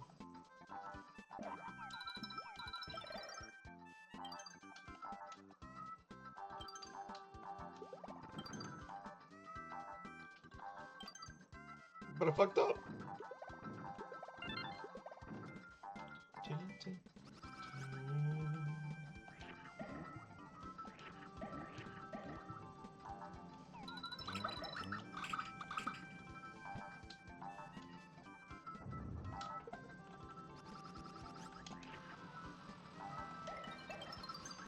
I hate those guys. I don't know what the point of them is. They upset me.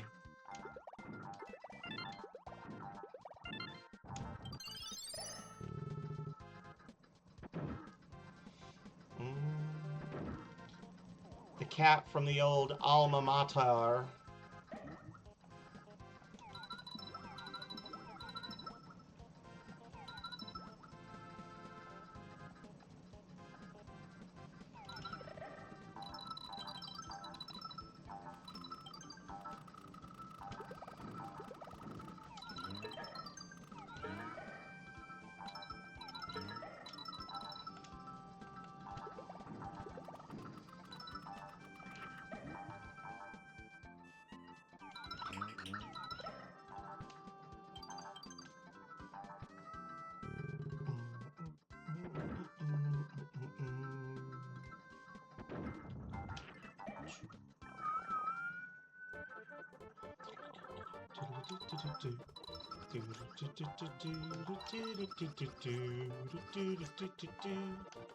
No! That was terrible. Well, fucked it up. Goodbye, cruel world. I literally went too fast and screwed myself out of those coins. I'm not trying to get 100%, but I'm also not trying to just fail miserably. Alright. Trash, indeed. Trash, indeed. You know me so well.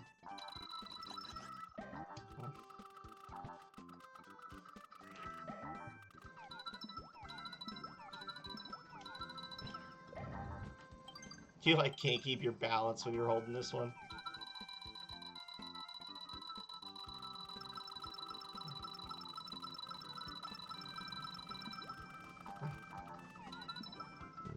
There we go. Anyway. I think Philip might snatch the spot as head priest this month, Vidoof. I don't want to turn y'all against each other, but I think it's gonna happen.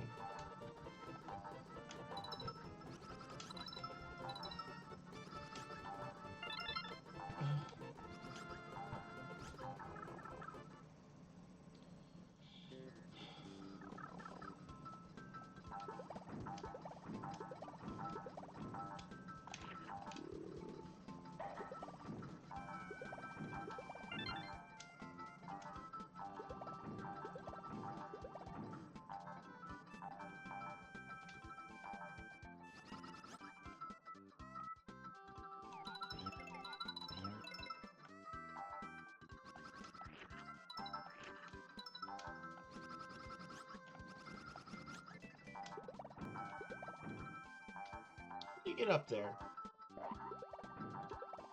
The rest of the way, I mean. Oh, duh, like that.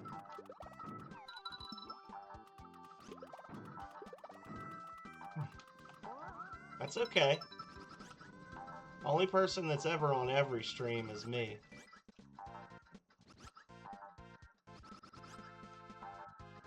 Even Calrea misses occasionally. Oh, there we go. I'm happy for the times that y'all are here. I'm not worried about the times you're not.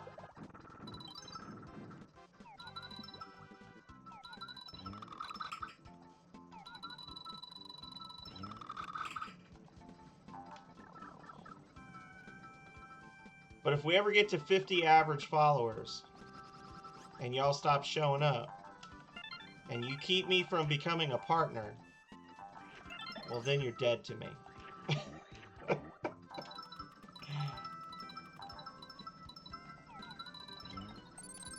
So I think we're probably fine. I think we'll be okay. Wait. No, I need this.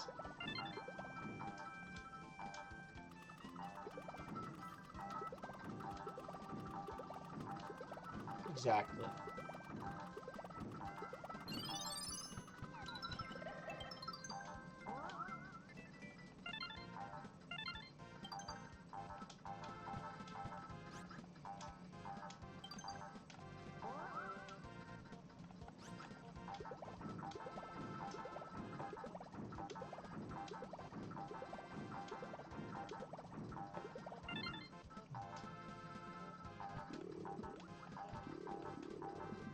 There we go.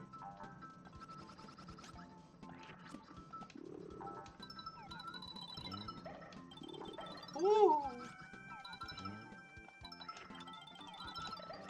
Get out of here! Oh, that's what that does? Is that what that does? Okay. Get out of here.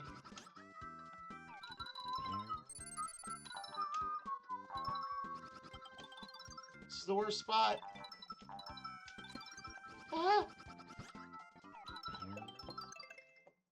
Aww. Where is it? Where's the one red coin? It was probably a runaway Shy Guy that I missed. Oh no.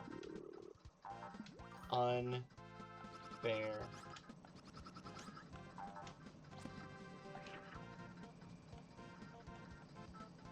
Maybe it's in the next area.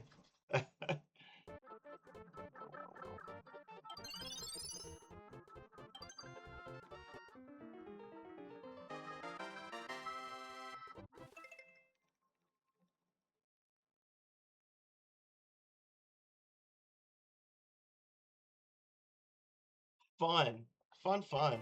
I like that game, but I like playing it with other people, and it's hard to, like, I've started New Worlds on that game with Megami Mori probably, like, I don't know, 8 or 10 times, and we never stick with it. But I really like that game.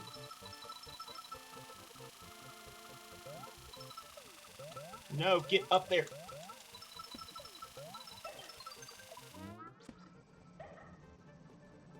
Yeah, we just missed a red coin somewhere, I don't know.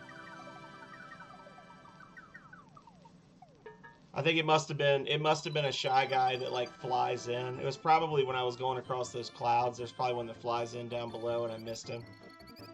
Ah, well. You can do some fun stuff in that game if you're playing with multiple people, because you can put down your claim blocks and you can, like, claim really big areas. We didn't know how the claim blocks worked at first, and we'd get so frustrated because we would have these fortresses that the zombies would be like, we'd be like on the roof of a bank and the zombies would be spawning downstairs in the bank. But we actually did one of the things we like to do is we'll find, like, one of the towns has like a bank, and then there's like this weird little tower next to it, or it's like a partially destroyed building next to it, we'll build in both buildings. Like we'll find two stone buildings um that are close enough to each other that we can build a bridge between them, and then we'll have like just oceans of spikes around both sides. Like we had one that was literally like we get on our little motorbikes and we would ride in, and to get into the base there was like a zigzag path you had to do through the spikes, and then there was like a prison door that locked, and we'd open the prison door and drive our little dirt bikes in and then close it behind, and then like put up a bunch of walls and stuff to like seal it up. And we would do that. You can do some funny stuff, especially in the lower levels. The different strategies where you do like, what is it? What was the one I called? Calrea. I told Calrea about. It was like the twin hills of justice, and it was literally just two rock hills that I built up with a bridge between them, and I would cover the ground in spikes around it, and just like I would stand on the bridge in the middle between the two hills, so that the zombies were like, I was far enough away that the zombies wouldn't attack the hills, and I would just stand there and they would like mill around underneath me while I shot them with the bow. And it was like the pit of truth, where I literally just built like a giant 10 by 10 hole that was like 30 deep, and then I tunneled back out and filled it in behind me, and then I would like have a bridge out there, and I would do all sorts of stupid stuff just to mess with the zombies.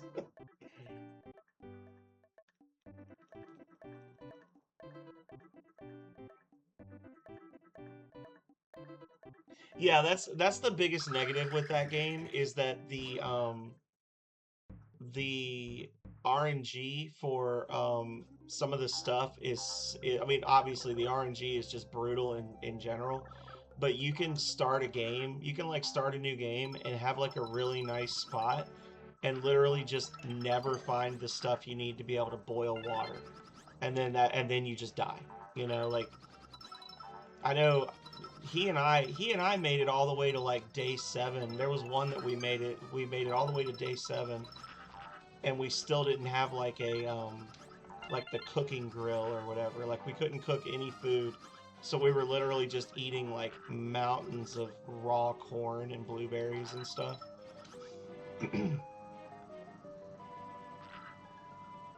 It's funny, but the desert is actually one of the easiest places to survive in. It sounds counterintuitive, but like you can make like the agave juice or whatever that cools you and cures, and it like quenches thirst. I know we had one where there was we were in like a desert area, and we built our base in like an abandoned gas station in the desert, and then like 2 hours travel in game, so not very far at all from the gas station, there was like a massive farm. There was like a river with a bridge across it, and on the other side of the river there was a huge farm full of corn. And we were like, well, this is where we live now. We lived in the desert, and then we walked to the cornfields so that we didn't have to worry about the zombies attacking everything and destroying it. I think I went the wrong way. Yeah.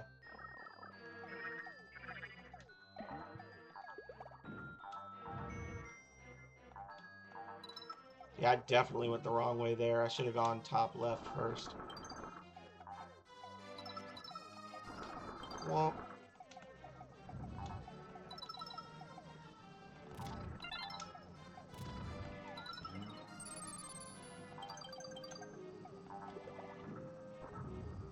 and they shame the one that dropped it. They're like, oh, no, no, no. And he hangs his head in shame. Look at him, poor little guy. It's not his fault.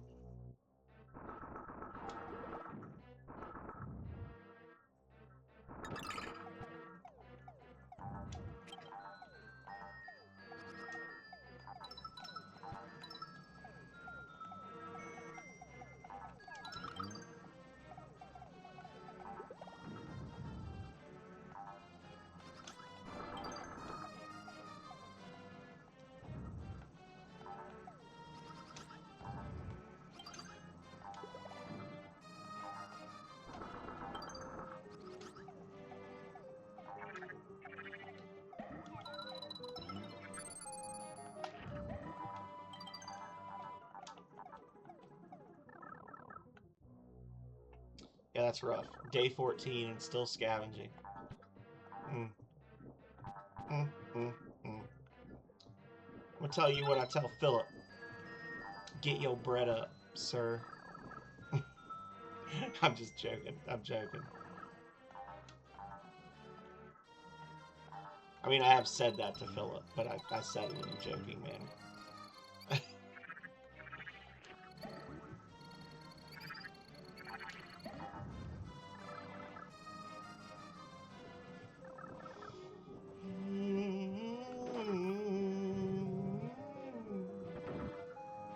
Or the yucca. Yeah, not the agave, the yucca plants, yeah. Yeah, those are really good. And once you can, if you can, like, start farming, like, save your coffee beans if you find them, like, coffee and blueberries, like, the rooftop gardens with coffee and blueberries is a huge game changer.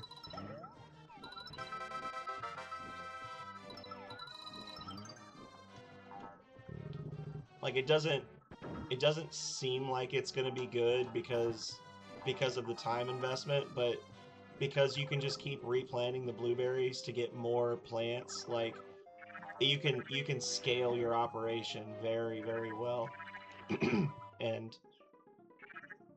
yeah, eventually you end up with, like, you can, like, find a small neighborhood or something, shave the roofs off of all the houses, and then just have bridges that connect them all, and just have, like, a massive series of rooftop gardens that nothing will mess with.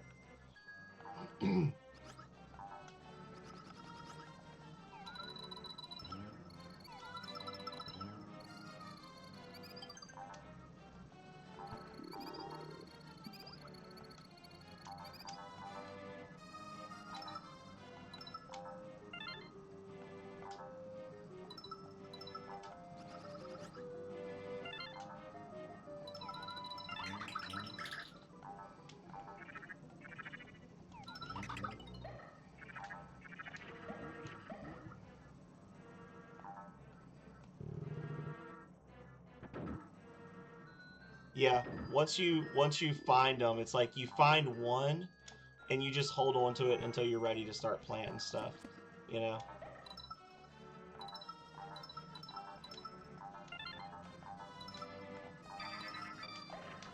But once you do find that one, you own the world at that point.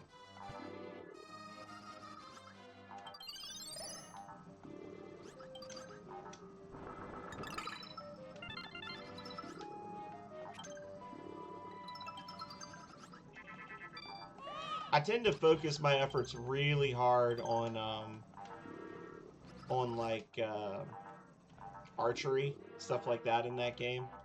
You can like farm your archery level up really high very quickly.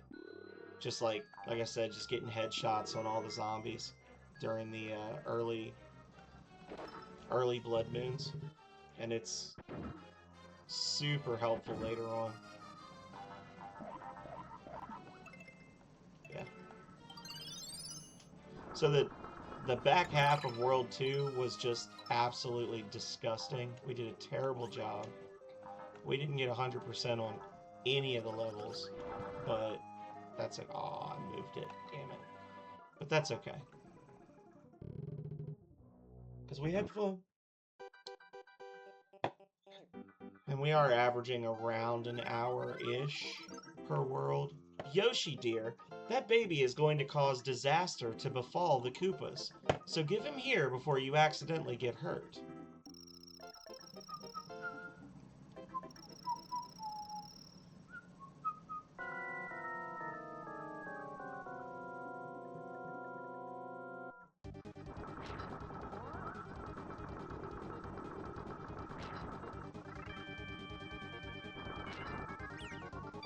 Fuck you.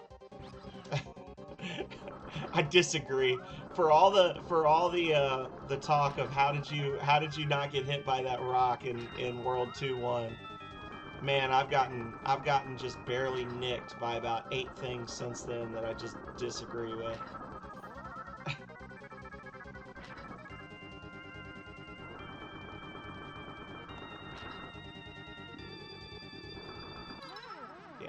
stay there and die.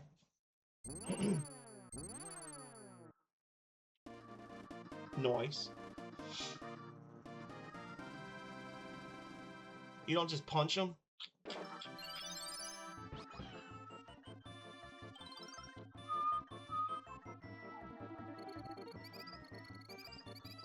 Ugh. A pitiful, pitiful showing in World 2.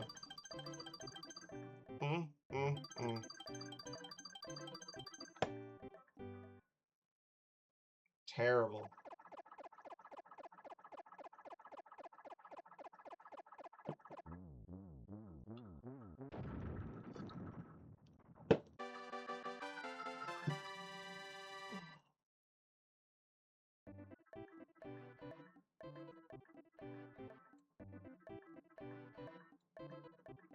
Checking something.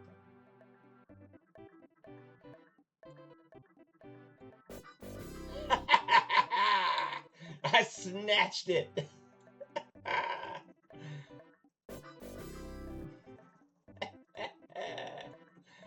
Get wrecked. I was like, nobody's redeemed it for a while.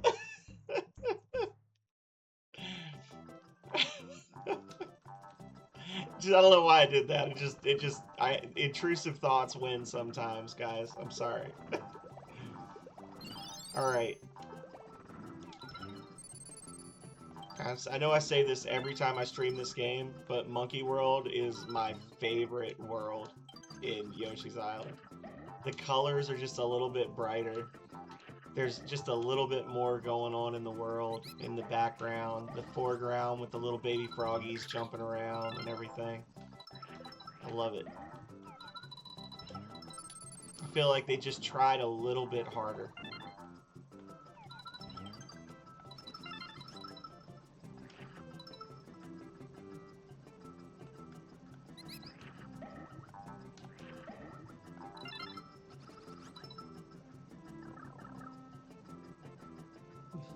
So now y'all know the next one will be ready at exactly 2 hours and 15 minutes. Or 2 hours and 45 minutes, sorry. Because it was like 2:15 or 2:14 and 59 or 58 seconds when I redeemed it.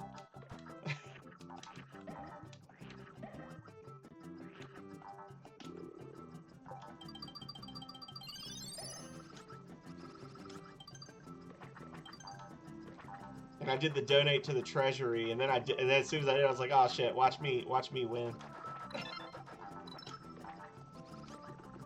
Then I decide who gets the gift sub. I don't think Calrea ever told me last time I was streaming what day her subscription expired, so I could renew it for her. Because she won last month.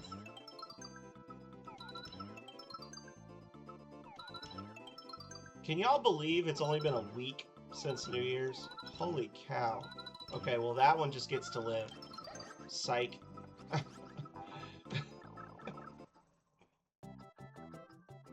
Make it a grift sub. It basically means that I take $5 out of my left pocket and put $2 into my right pocket and call it a day. That's...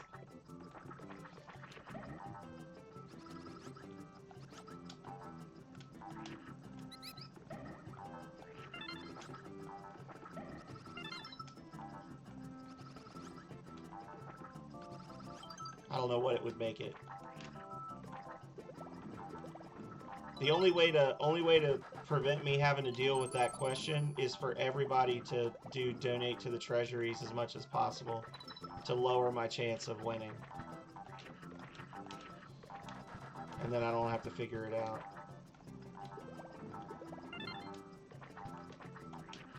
I say that, but honestly, I think that there's probably like already 10 or 12 entries into it.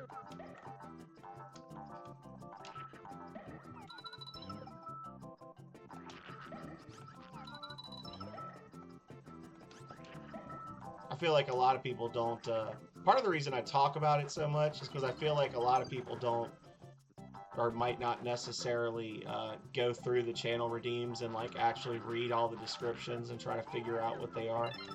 And because I'm extra, I can't, you know me, I can't just be like, gift sub raffle. I gotta call it donate to the treasury and have some weird Rings of Power icon.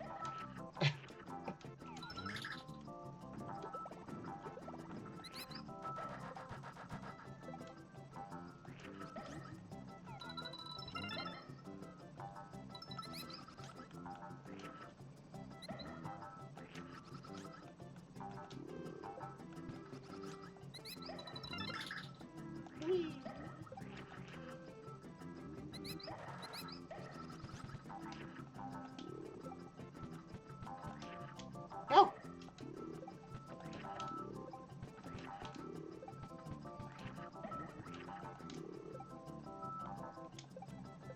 Stupid monkeys! Get out of here!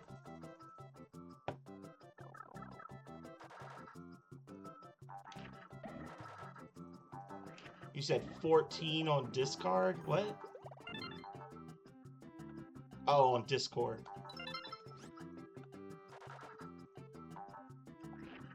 Yeah. That's not bad. I'm gonna spend a whole lot of time putting all those in on the spin the wheel. Oh shit, that's not what I wanted, but we'll take it.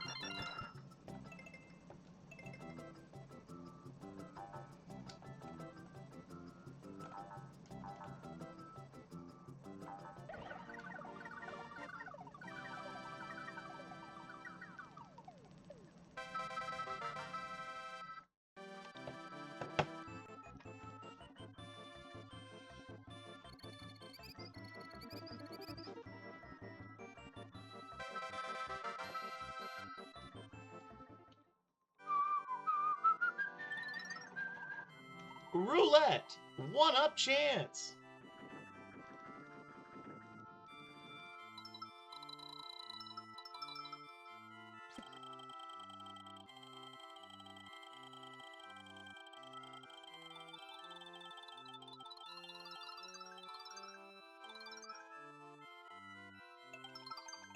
Woo! I won 51 ups! Heck yeah!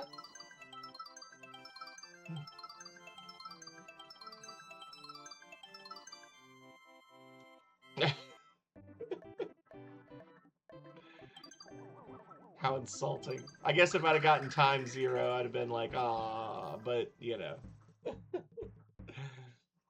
Jungle Rhythm.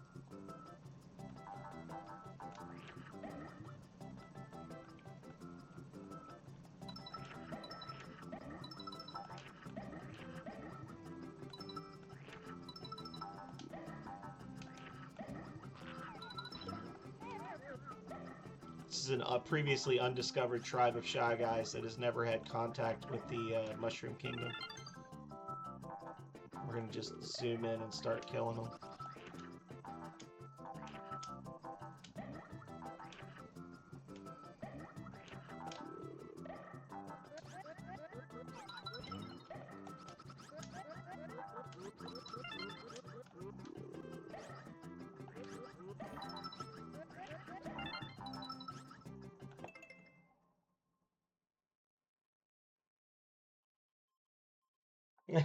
For me or for you? You know, I'm a big fan of my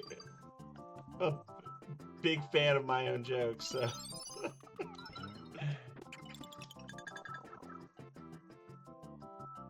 Oh yeah, those guys. We, the Mario team, poured our hearts and souls into creating this game for your entertainment. It is full of secrets. Enjoy!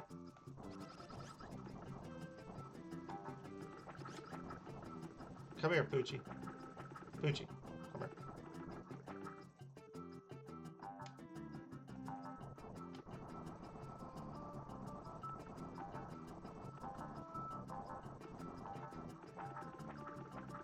It's just a secret.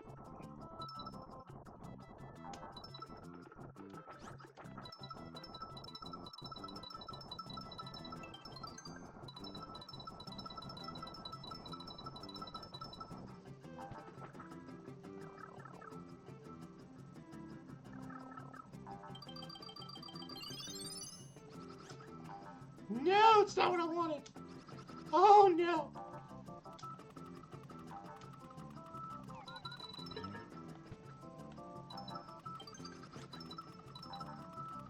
Okay.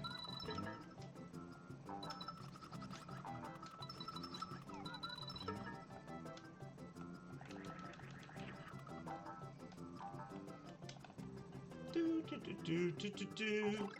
Do do do do do do do. Do do do do do do do do do do.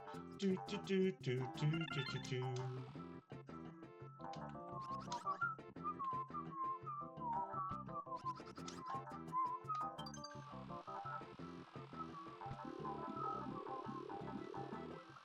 Yeah, the marching, what are they? I think they're called marching Mildreds, is what those little enemies are called. They're just happy little guys. When you jump on them, they explode like balloons.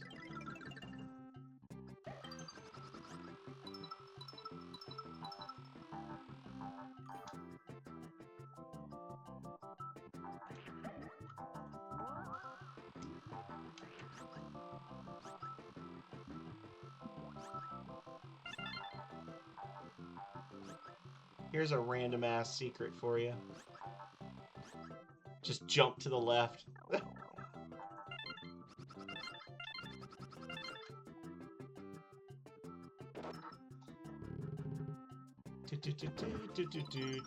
Ah, I knew it was gonna be the damn balloon pop.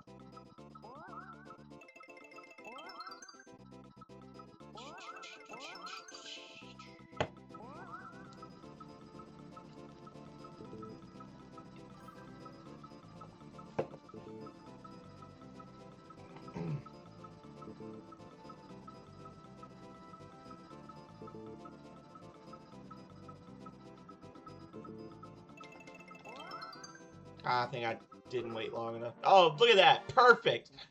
Never mind. I waited exactly the right amount of time. Couldn't have been better. I was like, oh, I didn't wait long enough. The minute he touched it, it just exploded. Good times.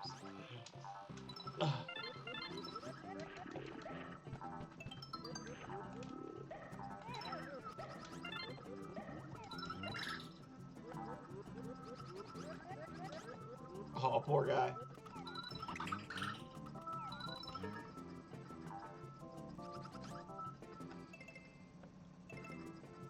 No.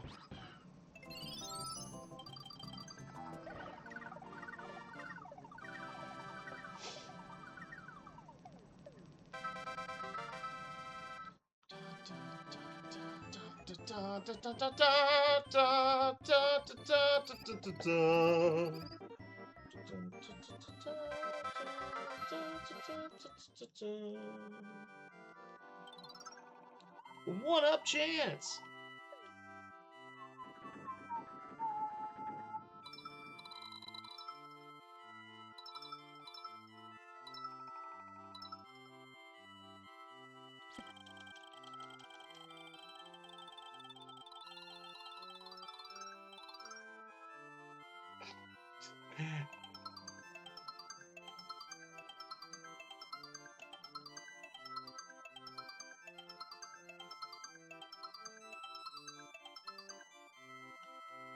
The casino's just like, here's all your money back, sir. Hope you had fun. Get the hell out. Nep E Nuts domain.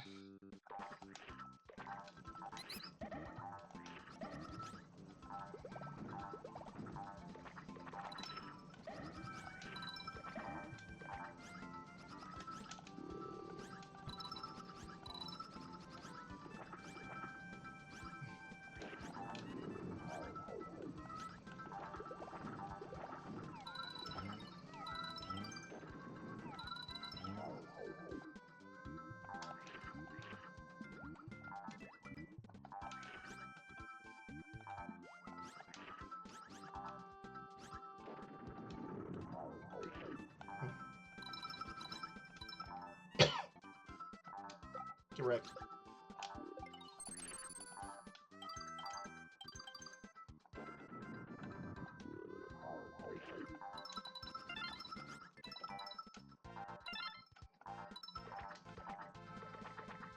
These little monkeys are like a bullet that jump back in the gun for you. Oh, I egged him. Darn.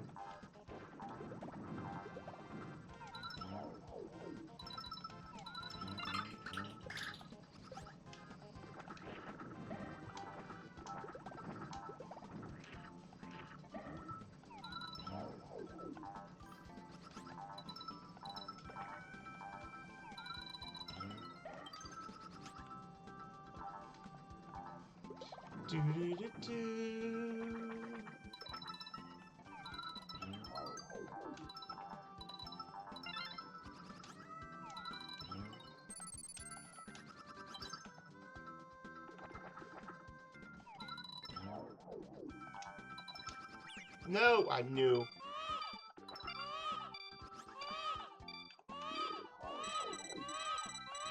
Shut up, baby.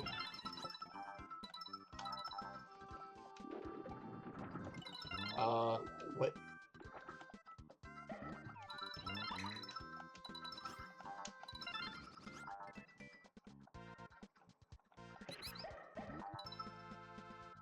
Monkey cannon! Monkey D bullet, right?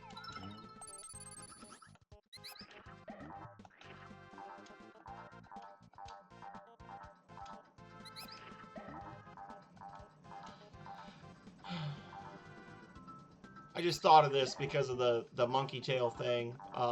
Final Fantasy IX, which we're going to be starting to play. We're going to start our first ever run through of that on stream. I've actually played that one a lot as a younger person. I'm very much enjoyed Final Fantasy IX. But, you know, last year, Square Enix gave us all a great big old middle finger for the 25th anniversary of that game. And then we all forgot about it. And now apparently there's going to be like a Final Fantasy IX anime about the Black Mages. It's like, why you do this, Square Enix? Why can't you just give us the remake we want? Why you gotta do this extra shit? Just give us what we want. We want to pay you. We want to give you money.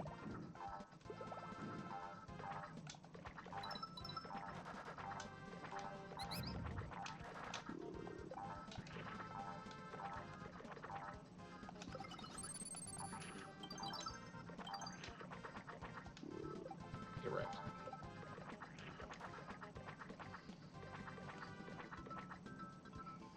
These fucking guys.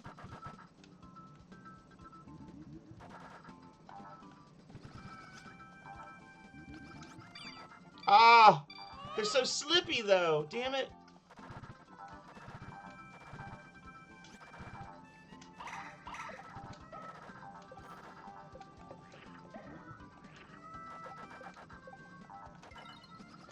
Oh, I didn't want to do that.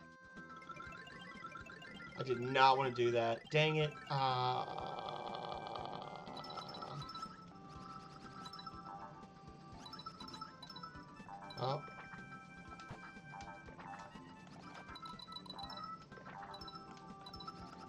Messed that stage up. That's one you can't take back right there.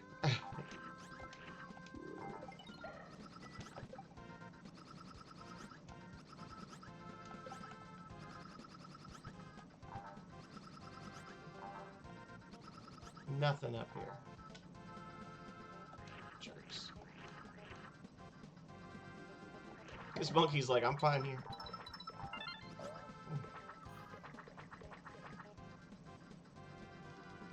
Yoshi. Yoshi. Yoshi. Oh, wait, never mind. I did do this right. Haha! Pro gamer is a pro gamer.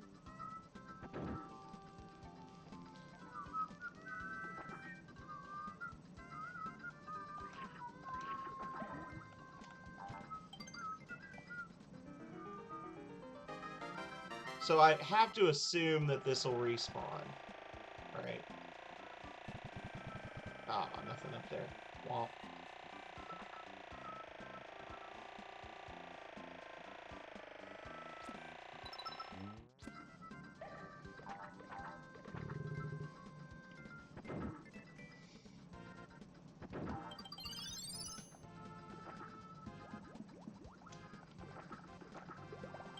Best vehicle in the game. Does it power up yet? Oh. I didn't understand what you meant at first. It's like, does what power up? Ah!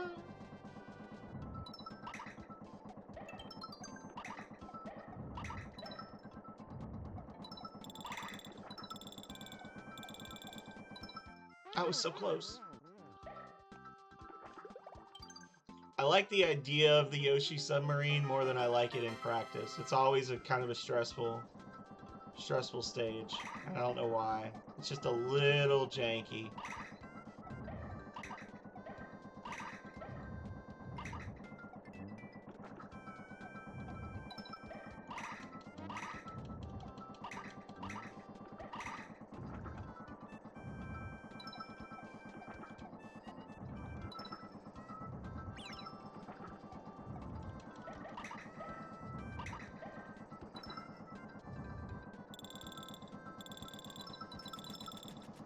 You always gotta worry about getting comboed by the fish. One knocks you down into another one that knocks you down into another one that knocks you down into the endless abyss.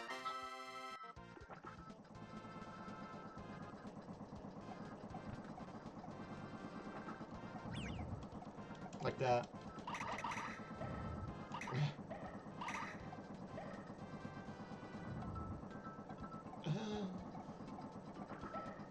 Whee!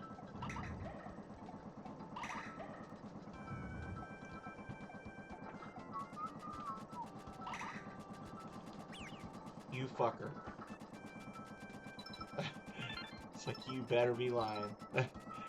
I spun down so far on that hit. I was like, there is no freaking way. I just kept going.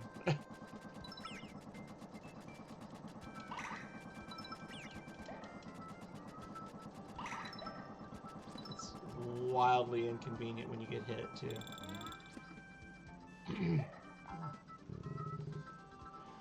They are janky. It's a janky thing. You fucker.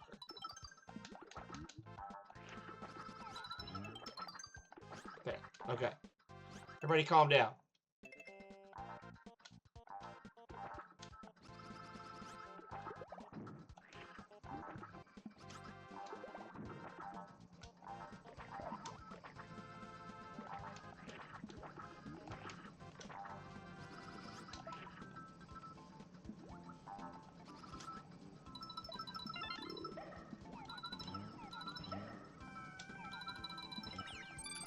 I fucking...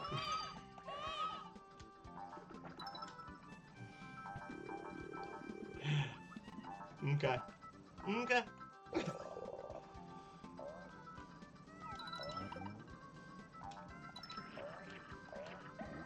Get out of here.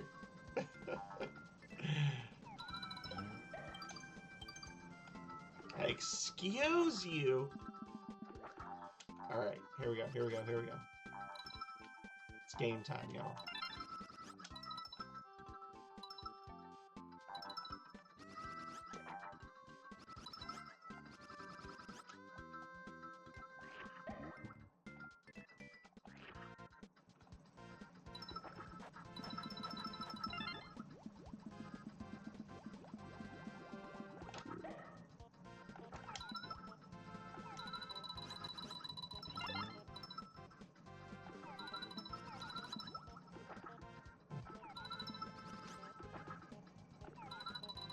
Alright, here we go. There. 1 star away.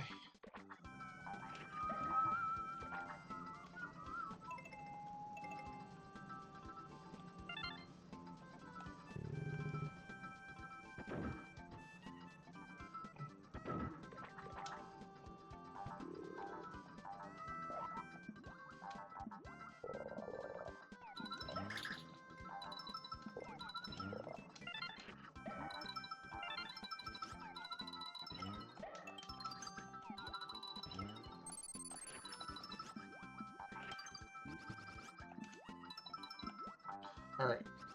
The damn fish, man. They're evil.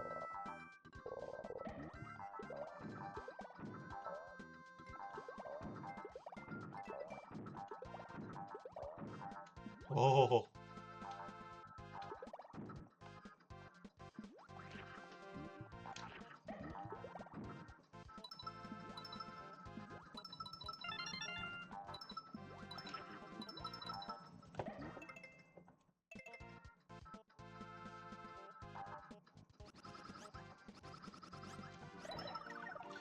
Woo! Woo! We get to do more roulette! So we can win nothing!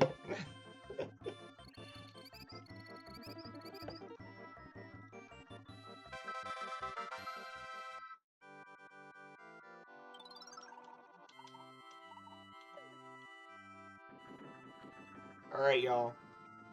If I win a ×3 jackpot right now, we're doing 3 random gift subs to the crowd. We need a ×3 jackpot. You get nothing. You get the same thing you got the last 2 stages. Not a damn thing.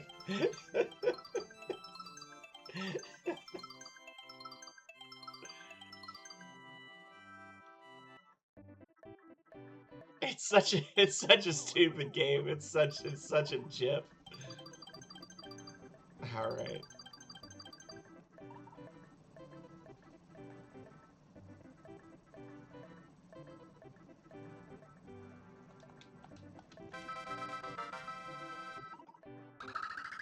I want to play seed spitting.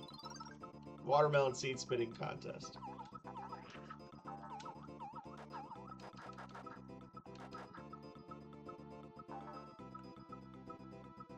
Is he glitched? Oh my god. He's freaking glitched. No, you funny guy. Get rooked. That's hold select XXYBA, and there's actually also like a versus mode. You can play 2-player battles. There's something in one of the castles at near the very end of the game that tells you how to do that. It's like a really well hidden secret. Like you get into one of the forts and then you go left instead of right, and there's like a hidden question mark cloud that if you hit it, it opens up a door, and the only thing inside there is a chain chomp. And if you use an item to turn the chain chomp into a question mark cloud, then pop it, you get it like creates a door that leads you to this spot that basically tells you the super ultra mega secret of how to play the mini games for free.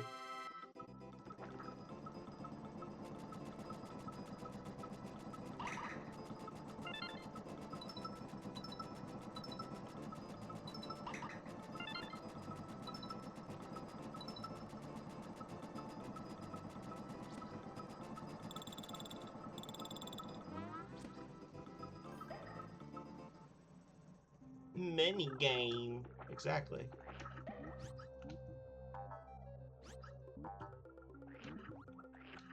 It's a game within a game.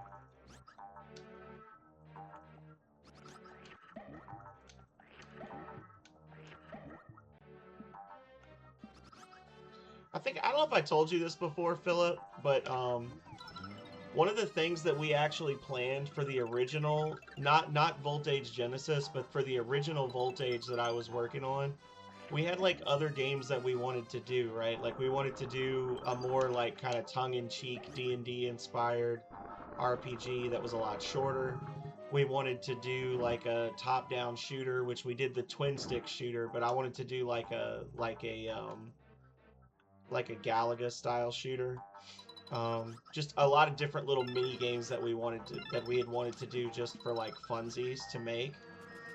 And the plan was that we were gonna have when you go into the inns in so like as these games were made, we were gonna make updates to Voltage where the different inns there would be like a room in the inn that had like the bedroom or whatever would have like a game system on the console or like a game system set up on the television, and each inn you could play one of the games, and then there was a way to like essentially like super well hidden secret items where you could get your own copy of each game and you could play them at any inn, so you'd actually be able to like play Voltage, but within Voltage you would be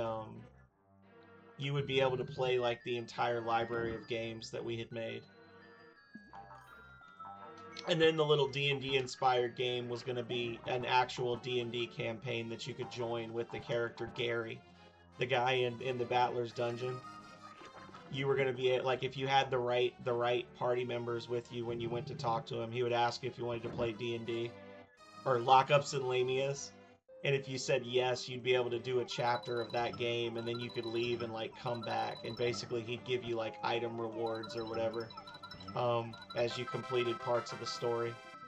Because he'd be like, I'm working on this new campaign, and if you guys could help me playtest it, I'd really appreciate it. And he'd just give you shit for every chapter you completed.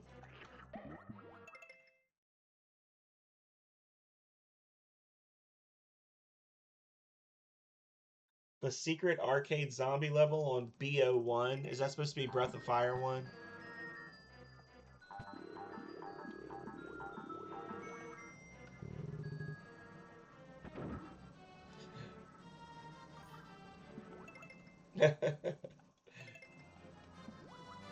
Oh, Black Ops 1. Sure. I don't know. I've never played Black Ops, but I believe you.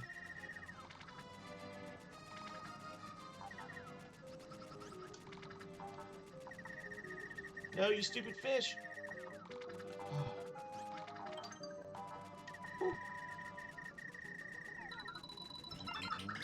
Oh.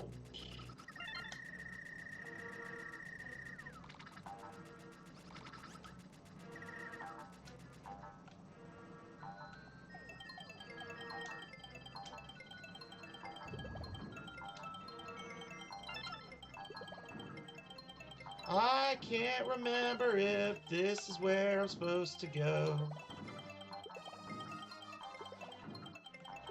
I may end up going back the way I came.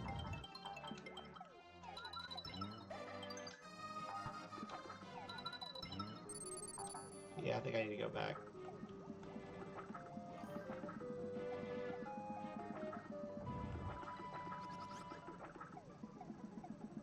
Well.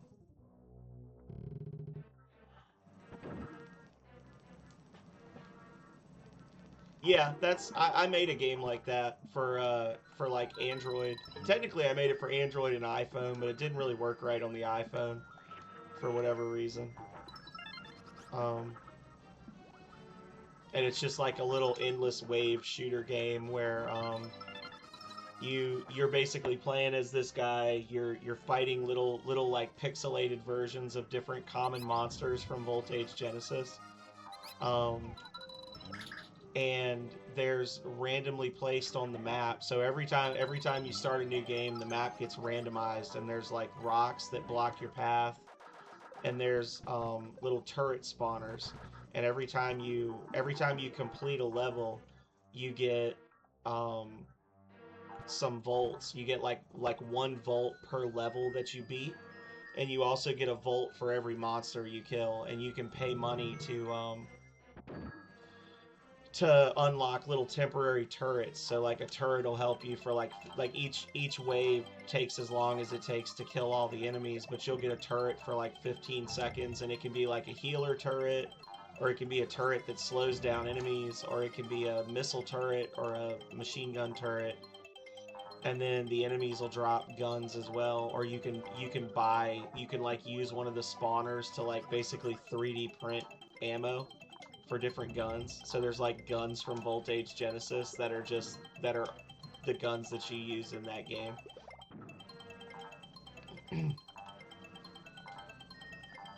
and it's a very rudimentary game. There was like extra stuff I wanted to add to it, but I just never did.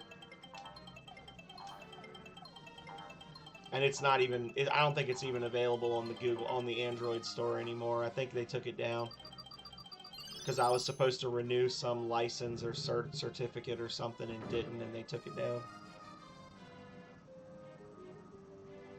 Voltage Kart.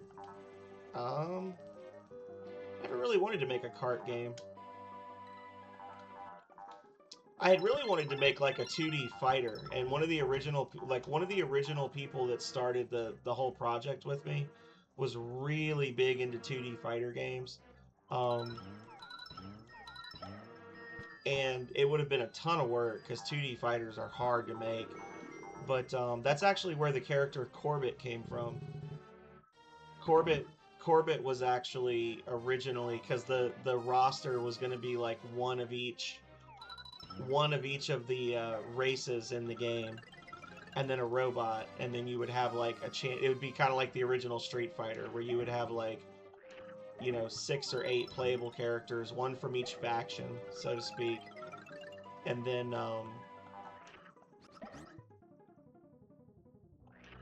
and then you would have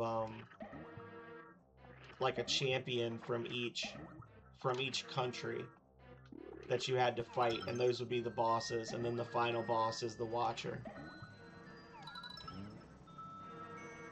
Okay, this is messed up now. The camera's not moving. But even though we never really did anything beyond coming up with like character concepts and movesets for them with it, it actually inspired quite a bit of stuff from the other games, because when we started looking for characters, like I think the concept of the Tree Huggers actually came from us needing an A-type, and I wanted to have like a more tribal feeling character. So like the concept for Tree Huggers came from us needing an A-type playable character in Kilowatt. And it's actually, the game is referenced in Voltage Genesis when they talk about the Kilowatt tournament. You can find like a couple of laptops that have like videos on them they're used for lore coins, but they're like little videos that talk about Corbett fighting in the Kilowatt tournament. That was going to be the name of the game. Voltage Kilowatt.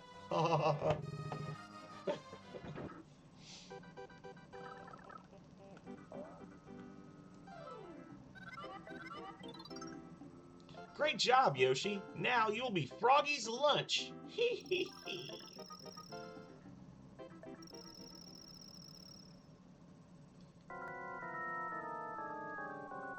And then I started working on my fan translation of Breath of Fire 3. That should do it.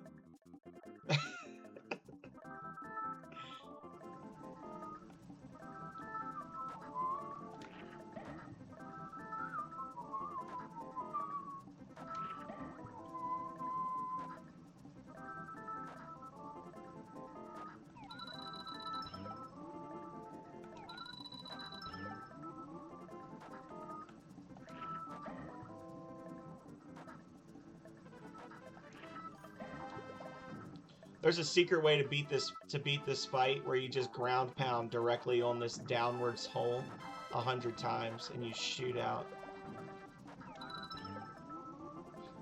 I'm kidding, but can you imagine?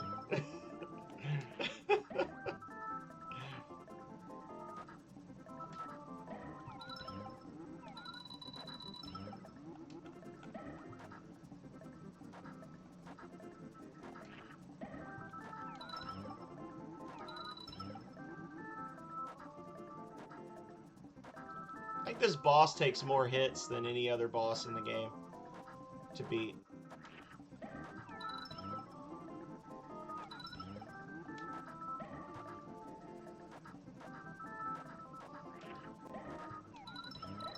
There you go.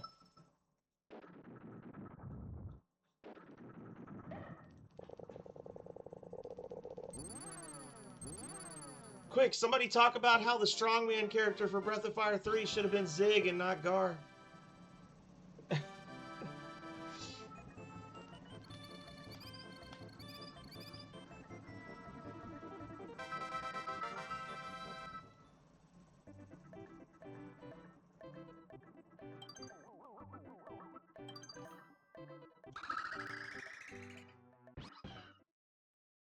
Voltage tennis.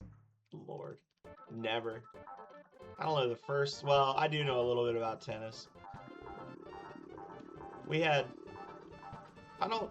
I don't know. I never know what other people's experiences were like in like physical education, even within the United States. But like my school, we did golf and we did tennis was like a big thing they pushed every year because we had a football team. The football team was meh. We got there's better football teams in the area where I lived or where I still live today. Um, we had a golf team. Our golf team was apparently very good. Um, my sister actually. I can't remember if she's on the team, but I know she played golf when she was in high school. Um, and we did tennis. So I do know a little bit about those things, but not enough to care enough to make a tennis game. If I ever do a sports game based on Voltage, just know that it's a shameless, soulless cash grab, and then buy it.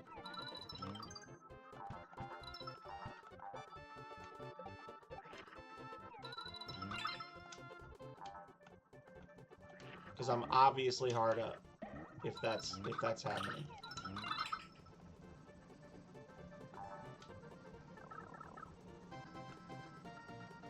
Get down to some pickleball. See, the way that sentence started and the way it ended did not match up in my mind, and I was about to chastise you in more ways than one.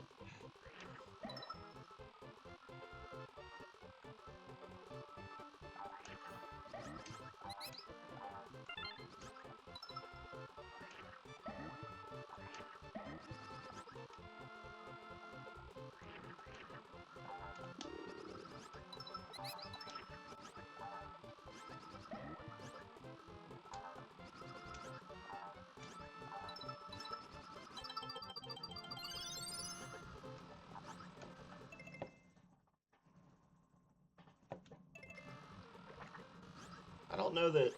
I mean, as long as we're having the conversation, I don't know that Delphine would have much in the way of jiggle physics. She's basically a brick shit house. She...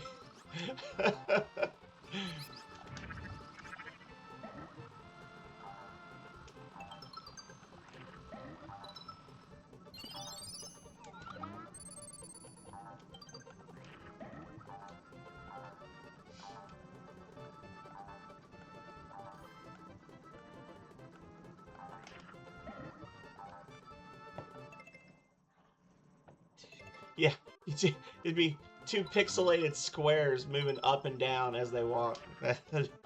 Wow. Wow.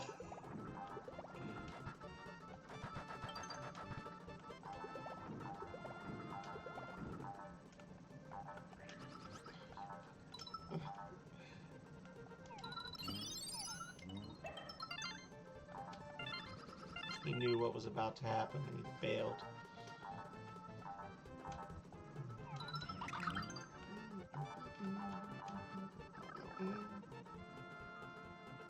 No.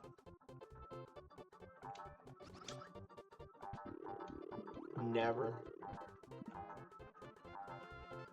You get him in a tracksuit, like in those those slice of life animes where they're all on the sports teams, and they wear the like the tracksuit in the school colors. You can get him in one of those. A purple, white, and red tracksuit.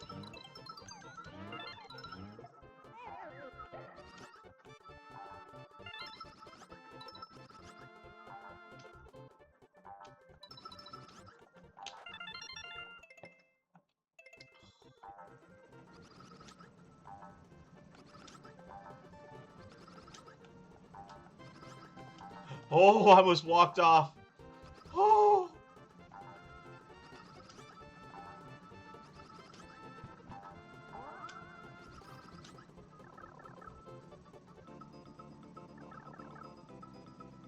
The big beefy strongman in Voltage?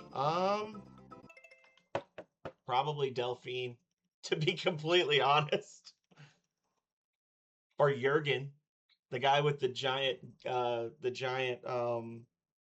like Gatling gun. Yeah. We don't have a whole lot of beefcakes in that one. I will promise you that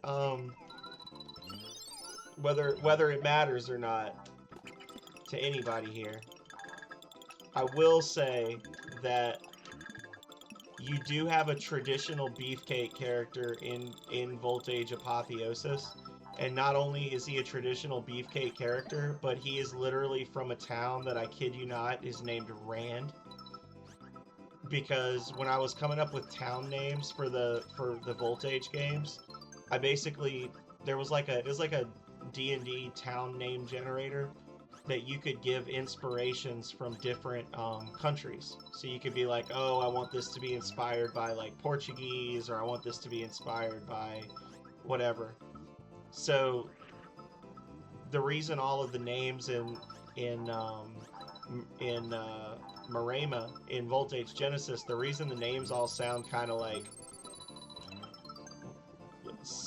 multi-syllabic, I guess you would say, is because they're all supposed to be based on the Portuguese language. And there's actually one of the towns is actually like there's a real town that's named that has that name. So I've had people ask me like, why did you name a town in your game after a town in like Portugal or wherever? I was like, I don't know what you're talking about.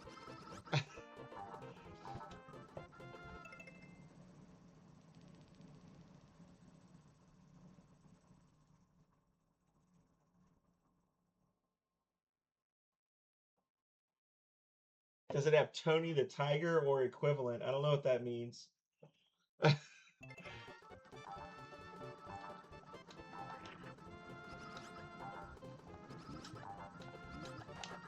You fucker!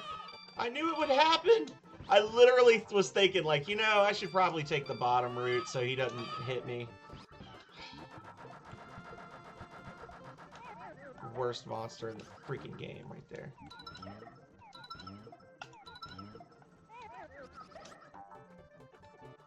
Aggressively bullshit placement.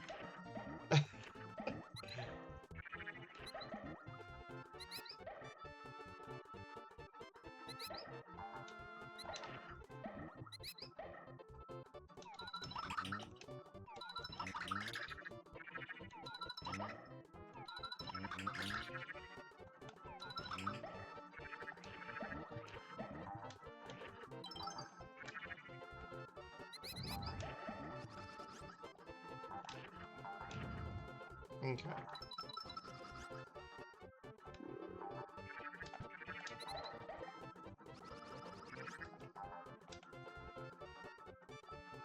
Okay, so we've still got some options here.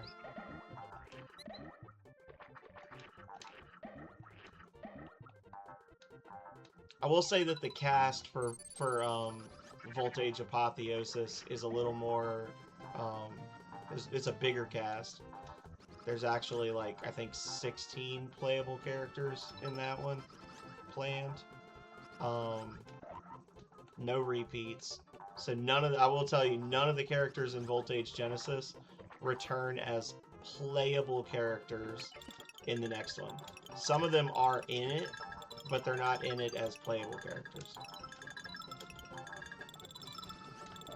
And there's actually some NPCs in Voltage Genesis that are mentioned or appear that become playable characters in the next game. Some of them are like standard characters and some are secret characters, but there's actually, like, I want to say like either 5 or 6 characters in Voltage Genesis that are NPCs that end up being playable characters in the next game.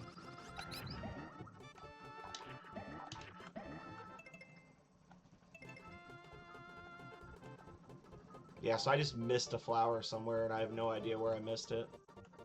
Whatever. Hey, Perth, there he is. We were talking about him.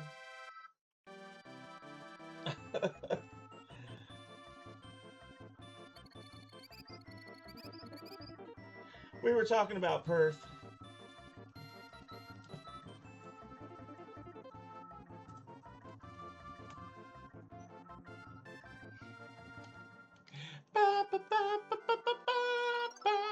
Ah, this is the good one. Flip cards over in pairs. All right. We're going to make up for that less than 100 score.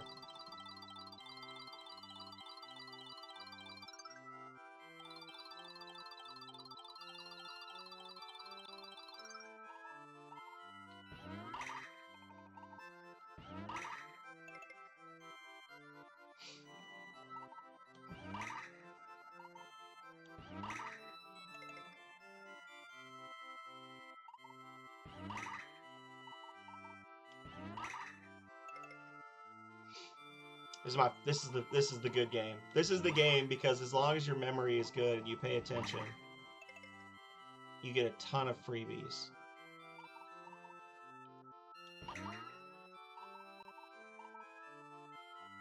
I think this is wrong. Yeah, this is wrong. Hang on.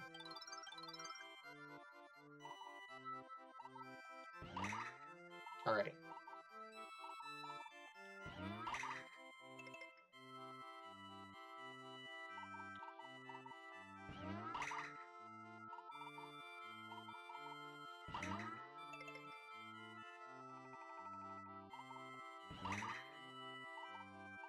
And then the last, oh, I shouldn't have done that. The last one is always turned into a 10 up, so I didn't get the full eggs, which is unfortunate.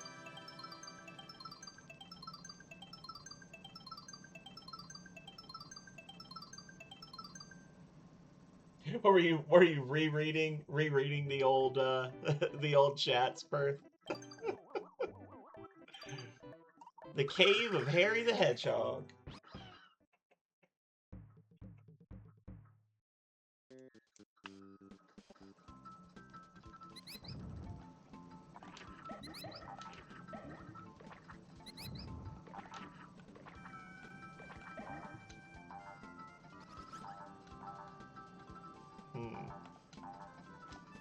Oh, I slipped.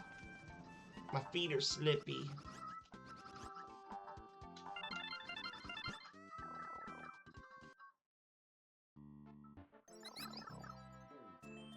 Oh, I didn't know that that's what we were talking about. You just asked if there was a character like Tony the Tiger. And I said, I don't know what you mean, and then you changed the subject.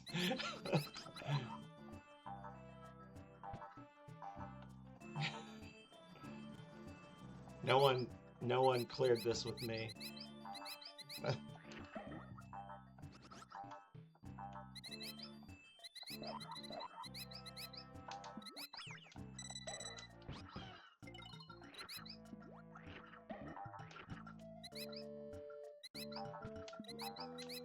Get out of here, fuckers.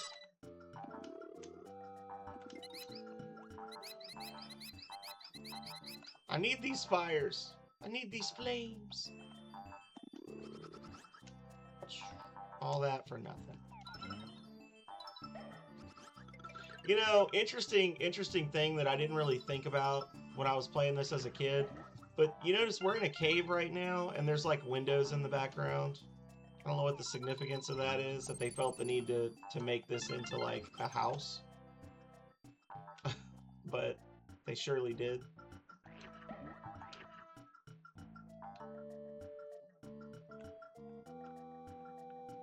Oh, almost jumped down. Almost got me. Harold the Hedgehog.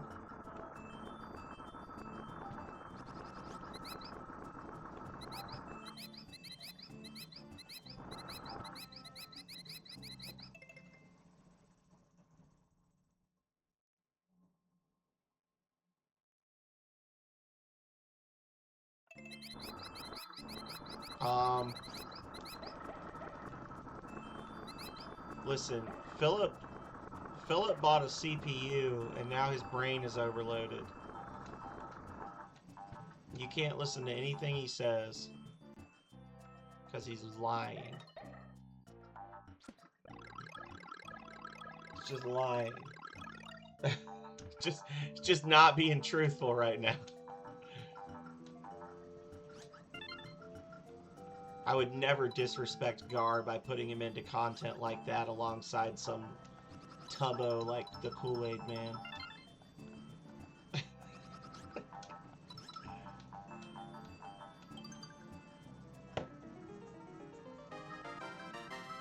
And Gar seems like more of a dog guy to begin. Oh, God. This is supposed to be a wholesome birthday stream full of wholesome birthday wishes, and y'all got me saying degenerate stuff. Now my mole is driving backwards.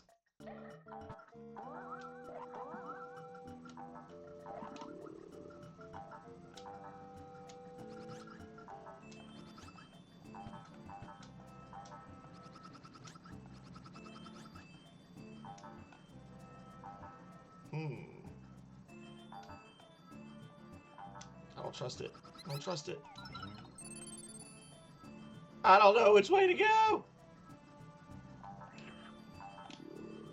Get out of here. Get out of here.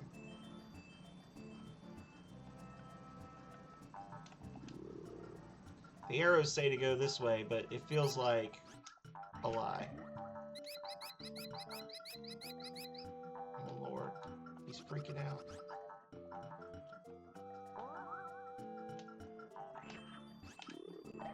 I have a feeling this just leads to a question mark house.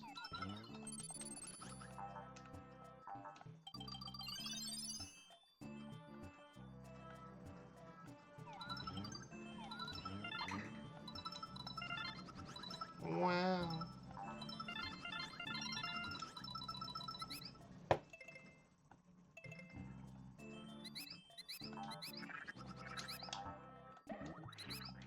These fucking rats, man. Get out of here.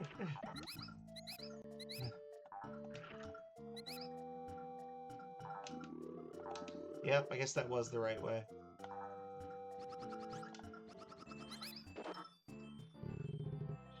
Even though I could have just done that instead of the other road. Oh. Okay. Wasn't ready.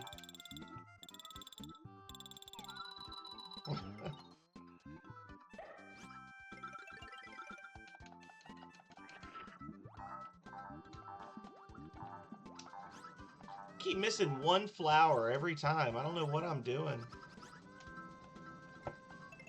Yeah, one flower every level. I swear I never had this much trouble with this game before, y'all. Like, I think the last time... I'd have to go back and watch the VODs, but I think the last time I streamed this, I probably got 100% on my first try on, like, I don't know,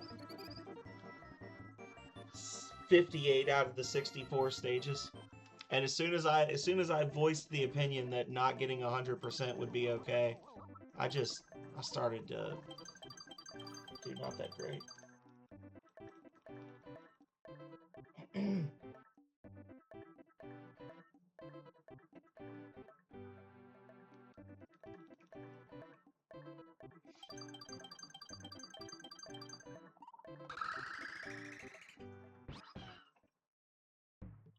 Monkey's favorite lake.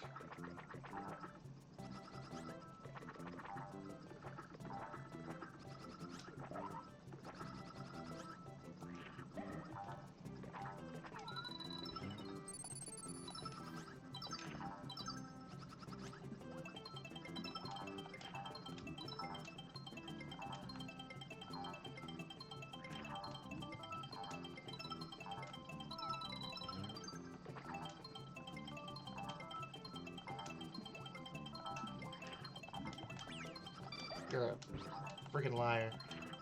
There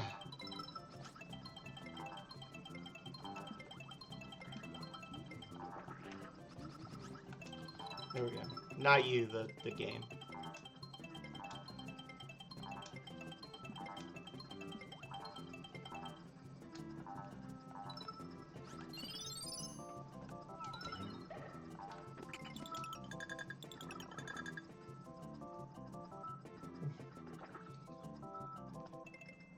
This is, you know, I've spent 5 years cultivating this thing. All this is the culmination of 5 years of concerted effort.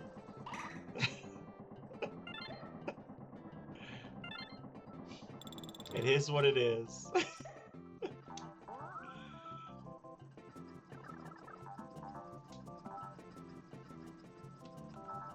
Why, though? Why would this be a thing? Let me down! Okay.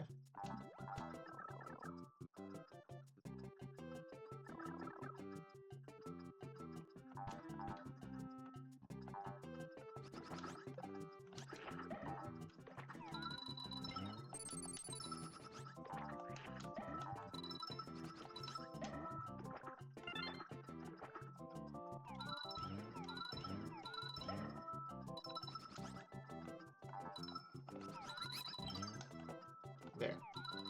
Watch that be a seed. Yep.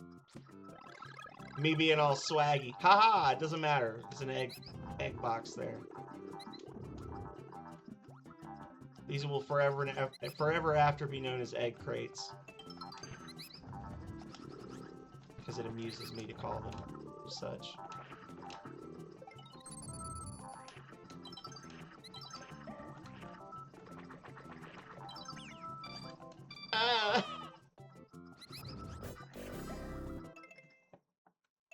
Temple offering from Calrea. She's got to be stopped, y'all. She's got to be stopped.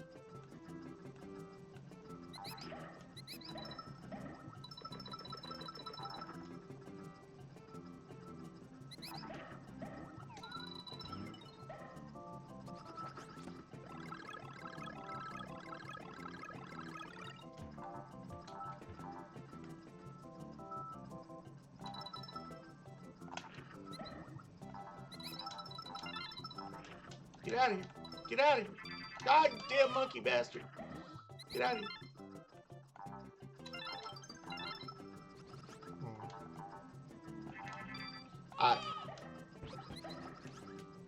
Get wrecked. Oh, that's not what I wanted to do. At all.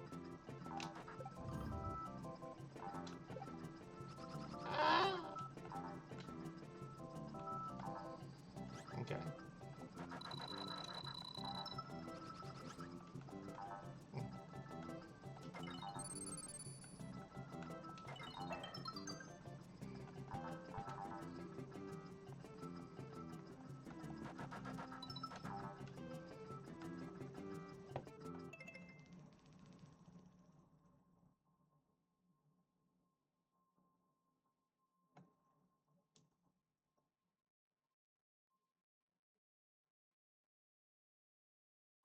Yeah.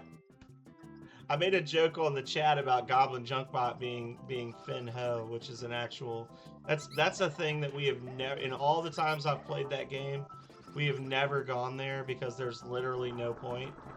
But there is actually, like, when you go, if you take the footpath to go to like Perfection, like west of Blood, you go through the swamp, and there's that giant wooden building that's like so big it fills the whole screen up. There's a bunch of like friendly goblins that live in there, and they're led by this guy named, it's supposed to be like some sort of a commune, and they're led by this guy named Finn Ho that's like just another cowardly goblin, but apparently he led them to freedom, so he's like their living god. It's like a Vivek thing from Morrowind. And it's so funny because he'll be like, "Welcome, sorcerer. I am Finn Ho, the living god of the Finns. Don't hurt me, master." It's like, what? Okay. So there's actually 3 deities in Rings of Power. There's Nexus, Void, and Finn Ho.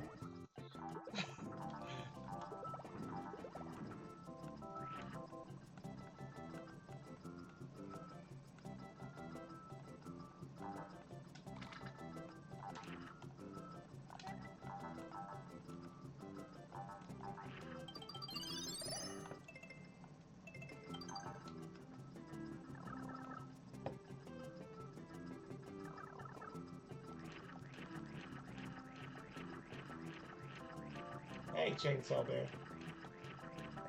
I was reading that backwards. How you doing? Thank you for the birthday wishes. Welcome in.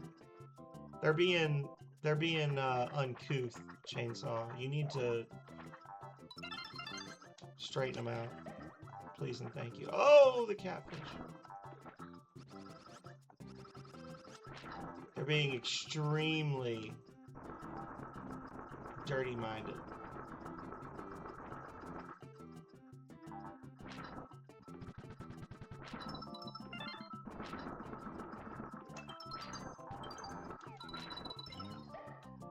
Oh, that's just the key.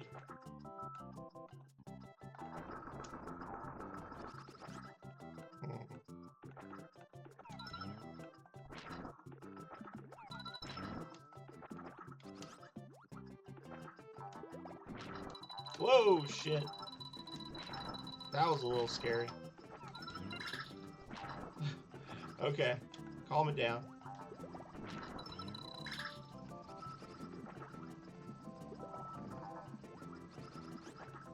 This little bastard just hides. He's like peeking up. Jerk. Get out of here.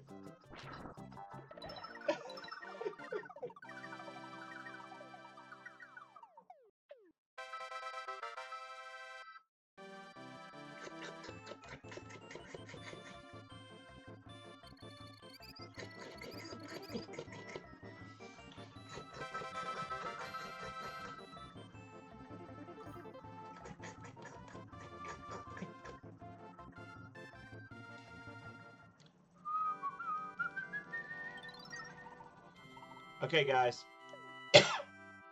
Well, we're heading to the final level. So there's only one thing to do, right?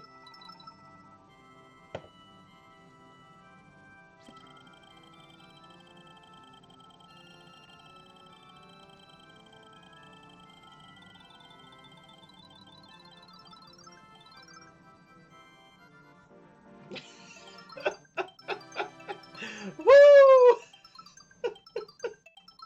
We finally won!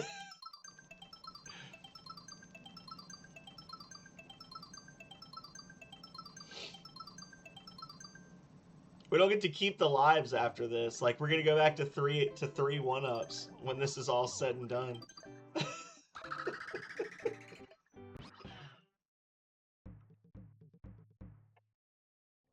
It was just you.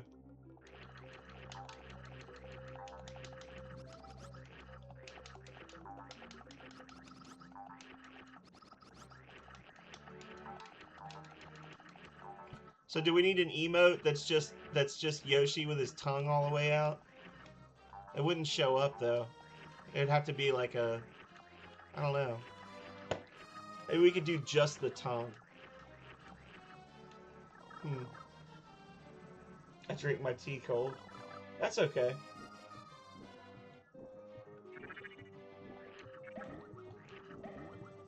Vidoof, you're probably aware of this. You might not believe it's true, but there is a thing called iced tea that we make here in the US of A that we drink. And we make the tea and then we refrigerate it. So we get the boiling water, we add the tea bags, we make the tea, and then we refrigerate the tea. And then, when we're actually ready to drink it, we pour it in a glass and we add ice, because it coming out of the fridge doesn't make it cold enough. So drinking your tea cold is not a disturbing comment to make.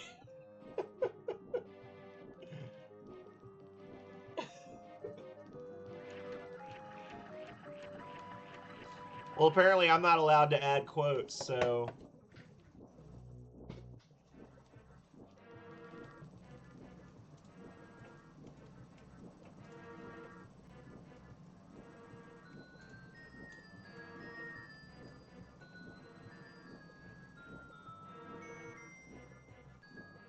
There you go.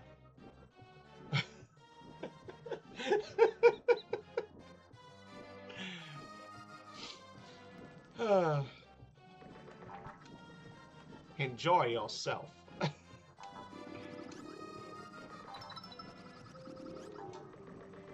So now quote 33 and quote 63 are unhinged Philip quotes. So once we get to 93, we gotta make sure to make it about Philip.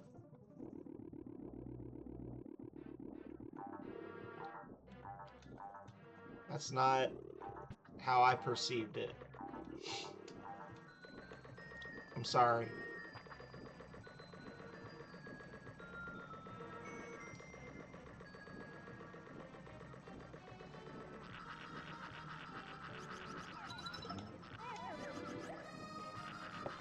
Here, I'll fix it for you. If I must.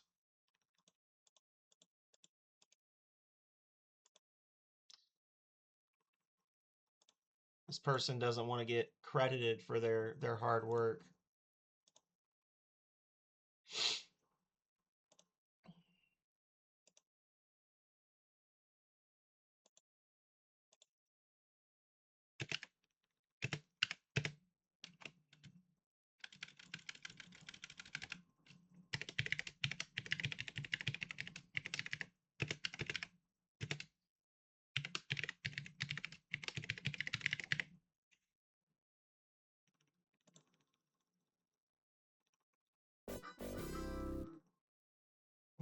Thank you, Rose. My head was getting a little warm. Oh, quote 62 is a Perth quote. That's a good one. There you go, guys. What am I watching? It's something approaching a stream. There you go. It's like that bit in The Office where you've got you miss 100% of the shots you don't take, attributed to Wayne Gretzky, attributed to Michael Scott.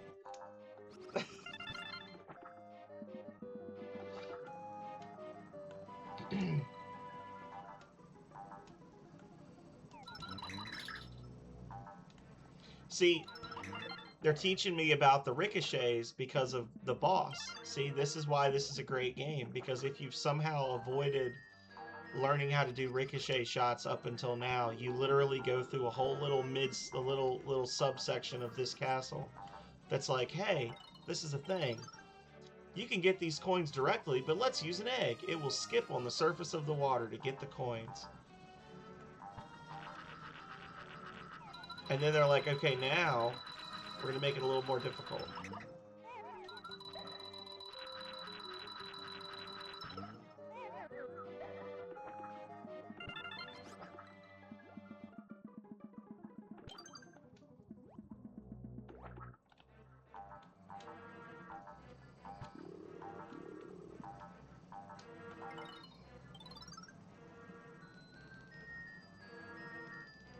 I like how he's wearing diapers. I couldn't tell you what that one's from.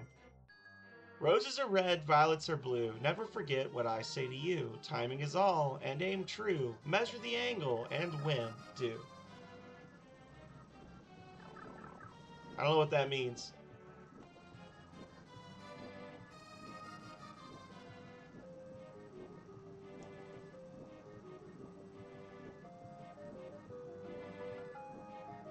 Infinity times degeneracy squared times sin. Yeah, I was gonna say, is it sin or sign? Like, which? I don't know what you're trying to make a joke about right now. Well, that's cool. I like how he stole all my eggs. That was a fun and exciting way to spend the afternoon. And now I can't hover I wasn't able to hover for some reason there. Can I actually get my eggs back, or are they just gone now? Oh, they're gone. Whatever.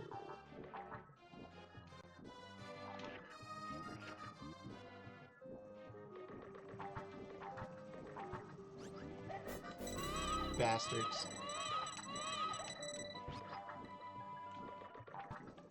Oh my god, these fucking plants, man. It's impossible. You cannot jump over them. You literally just have to wait. Oh, I hate it.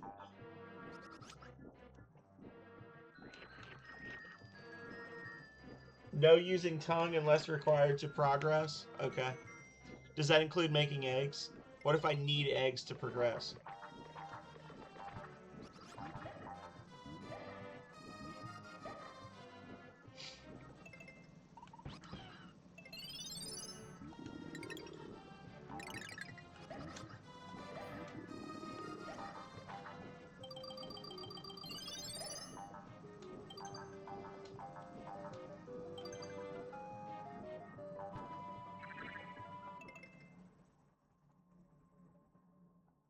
Okay.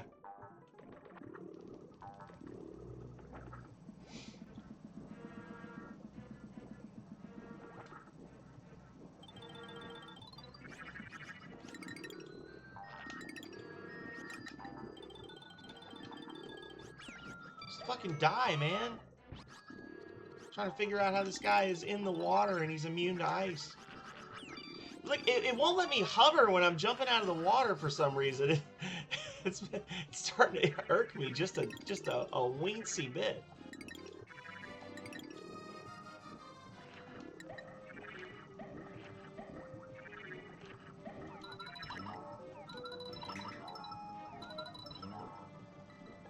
No, that's not enough.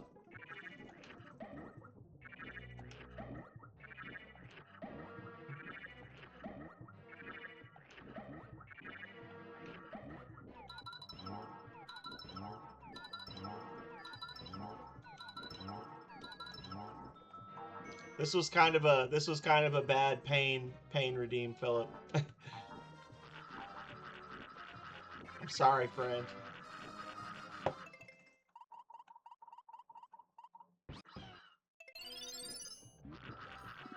I'm trying my best.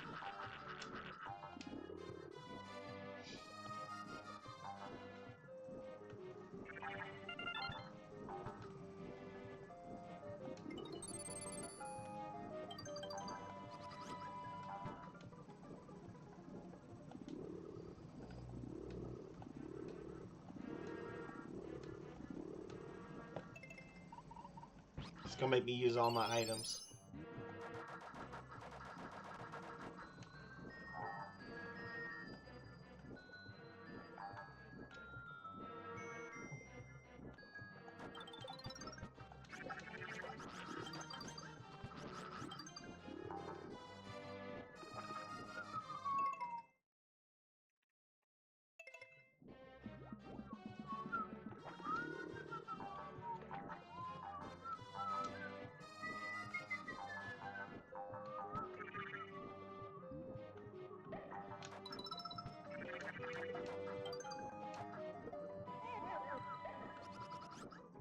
Oof. Yeah, so that piranha plant was literally just there to troll. I was getting a little frustrated because I was trying to, like, it's some weirdness with the movement where if you're in the water and you jump, like right there, you don't. So if I just jump and hold B, I hover here. So like hover, jump, hover. But if I jump from the water and hold B, you don't hover. Like you just drop like a rock, and I couldn't get my head wrapped around it, like why it was doing that. No, you know, there's no penalty associated with it, right? I'm not like set up for push-ups or something if I if I break it. I guess if I break it, I have to like give y'all something.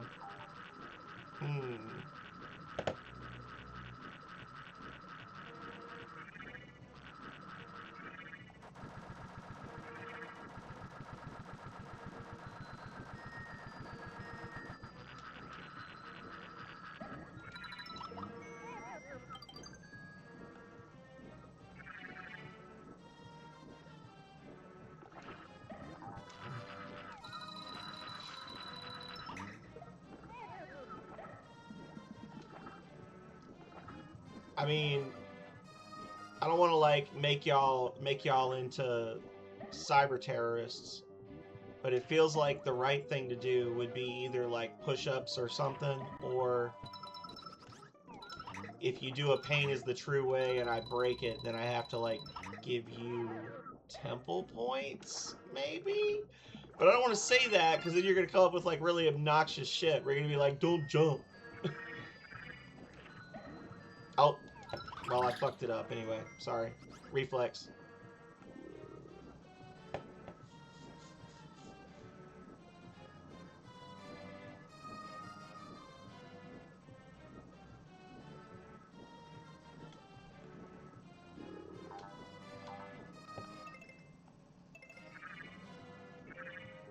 Well, I guess I'm failing it because I gotta have eggs to beat the boss.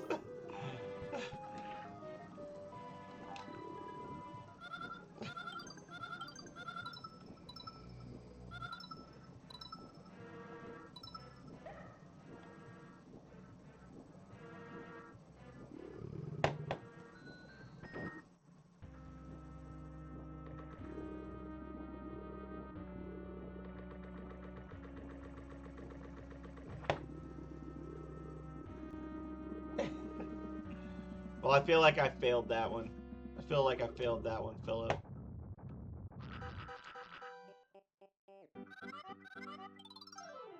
Give it up, Yoshi, you cutie without a navel. Oh, forget it.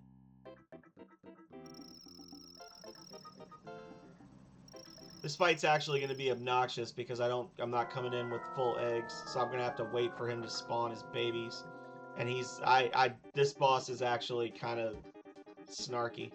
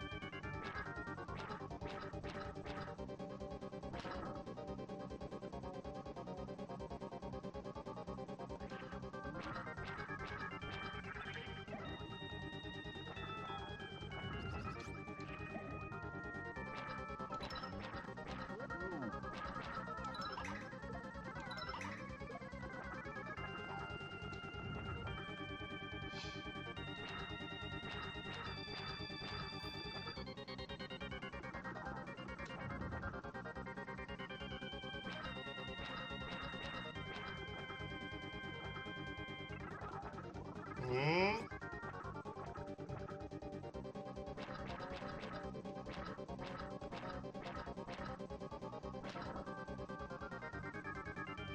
They need to have some kind of a class for the villains in this game so that they know not to give you ammunition. Because they do always give you ammo.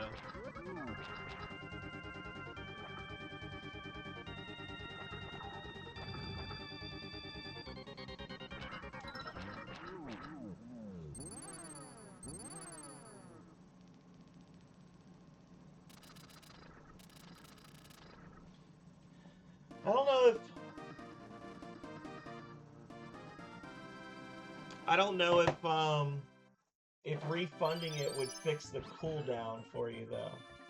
It's the thing.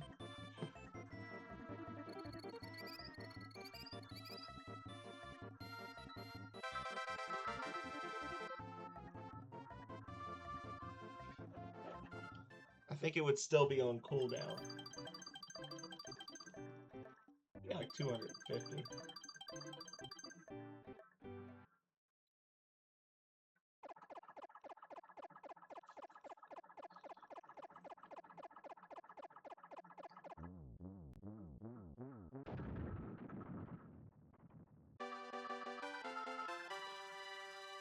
That was a shameful display on World 2, but other than that, we did alright.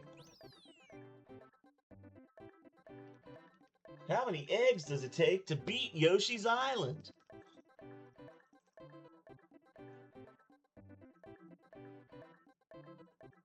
Yes. Indiana. That's how many eggs it takes. So we used up all of our items in a failed attempt to do what Bossman Schneider told us to. And then we just absolutely pantsed it here. And then World 3 was super fun except for that one stage.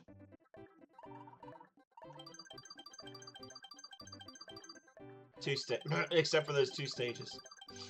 Except for those two stages. Alrighty. So we'll be going into World 4, which, honestly, I can't really remember much about World 4. World 3 is so fun and memorable. And then 4 is just kind of there. It just happens. Not a lot going on. It's just there. So, yeah.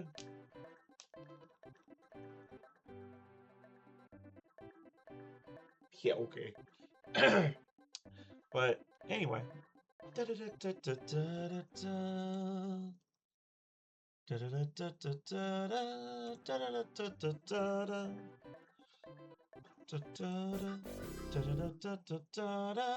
don't have any more sippies.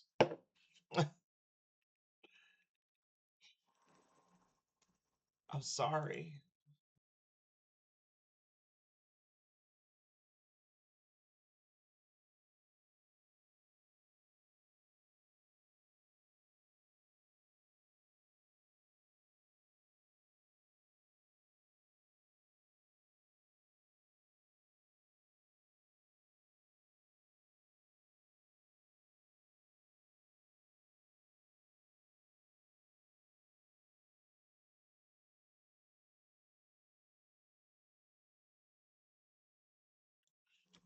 Did it mute me when I switched?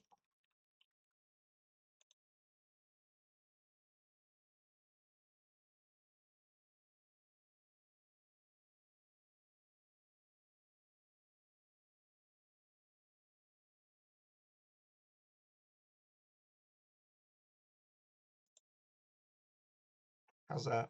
Okay. Yeah, because the I don't know, it was weird. My mixer, I guess I'm gonna have to fix that on all the screens now, damn it. Um yeah, yeah, that's what it is. No, it's because my mic was messing up earlier at the start of the stream. Like I moved my mic and it like came unplugged for a split second, and then when I kept trying to plug it back in, it wouldn't connect. So I had to actually like I probably could have like restart like closed Stream Elements and restarted it or whatever, or Streamlabs and then restarted it. But I basically just deleted the source and then I re-entered the source. But when I deleted it, because it was one of those global sources that just started out in the thing, I guess it's deleted it from every single one of my screens now. Which is actually a good thing because now I don't have to worry about muting and unmuting. That's actually good because before, like what I've been doing when I start on the starting soon screen, I've been being muted, and then I'll switch over and unmute, and sometimes I forget, so now I don't have that option. Yeah. All right. Well, y'all, I bought you just enough time to fight for the final Temple Redeem, which I think is coming live any second now. Um, everybody's scrambling on their phones. But this was fun. I got a little. I didn't really get mad. I was like, "Oh, you piece of shit," like. But it's just that's just how I am. I'm emotive. So there it is. Bicep curls. We do 40 bicep curls, one for every year I've been on this godforsaken earth. Here we go.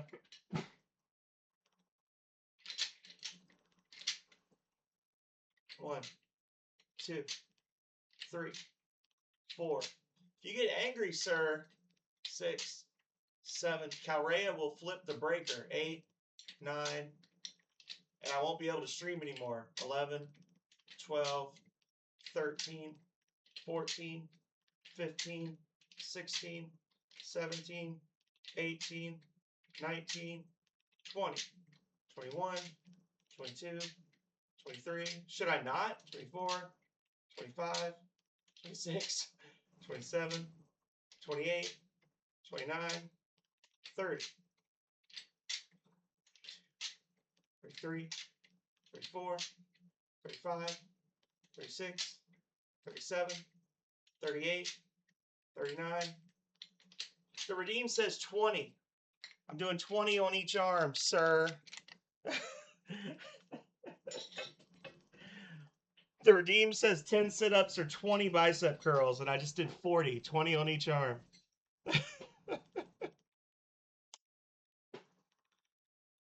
Lord. No, these are, I mean, they're not super heavy because I'm not super ripped anymore, but they're 20-pound weights. Each one of these little plates is 2.5 pounds.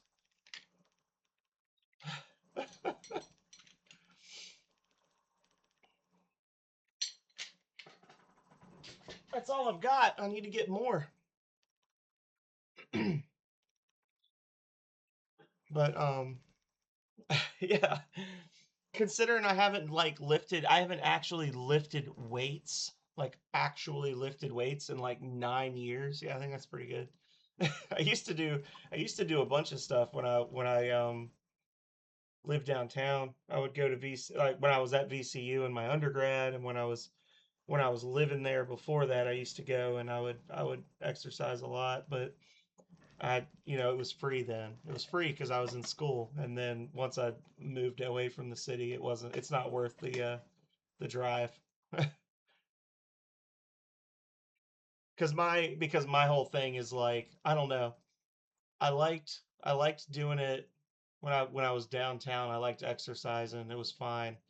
But I don't like driving to the gym and then exercising and then just coming home. Like I don't know, it's weird. Like I would be downtown all day, I'd like have my first class at like 9 a.m. and I had like a 2 hour break in the middle of the day. So I'd have a couple classes and then I would like go to the gym for like an hour and then I would shower and I go grab some food and then I could go back and have my afternoon classes, and it was like it was a day. But I don't want to be in the car for half an hour so that I can be at the gym for 45 minutes. So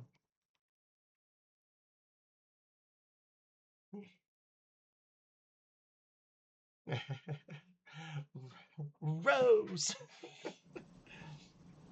I did say I was going to get a curl bar though. I am going to plan to get an actual curling bar. Once I get the weight up a little more, and then also so I can like hook my feet under it when I'm doing my sit-ups.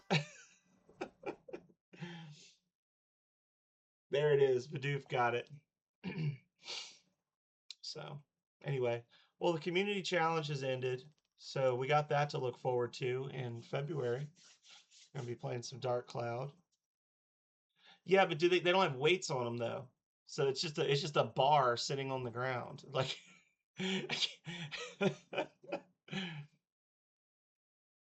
maybe. I wasn't ever like super ripped, but I was more like endurance healthy, because I could just walk forever because I used to be a grocery stalker, so I could walk nonstop. Um and just like lots of reps and stuff. But I think the most I ever really like actually curled, and it's not a lot, was maybe like 120. At my very best, I was doing like 120. Um, and I'd do like 20 reps and then I'd go do something else and I'd do 20 reps and go do something else and that was usually it.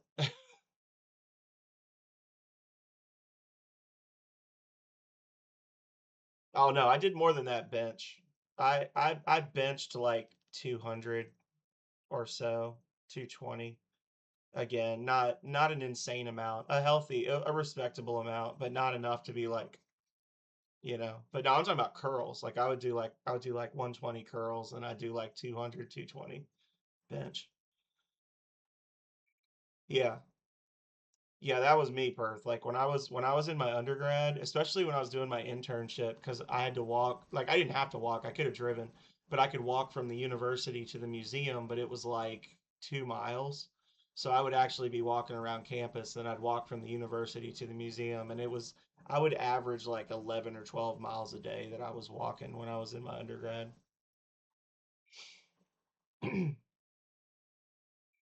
But But no, you're never gonna see me bench pressing 200 pounds on stream or doing any of that crazy shit. I just want to not be ashamed of how I look versus how I used to look. Because I do, like we were talking about it earlier, I just sit in front of a computer all day for work, and then I get off work and I go downstairs and sit in front of a different computer for 6 more hours. Yeah, but did a lot of the rowing and biking and stuff. Like that was my thing. Was like the rowing and the biking and like butterflies. They had a climbing wall. I did the climbing wall like maybe once a week. I would do the climbing wall, just like the easy path. But that was fun. Um, yeah, leg presses. I did do a lot on the leg presses, I will say. I would do a shitload on the leg presses. Um, but again, that was because I just, I walked like 10 miles a day, so I had a good base, like muscle base there. When I'm in the office, I have a when I'm in the office, I have a standing desk that I'll use occasionally. Um, when I'm working from home, I get up and move around the house a lot because I'm coming downstairs to check emails or do stuff around the house here. I'm doing dishes. I was refilling the bird feeders, just puttering around. So I'm not really sitting still for too long, but I'm not really doing like actual physical activity either.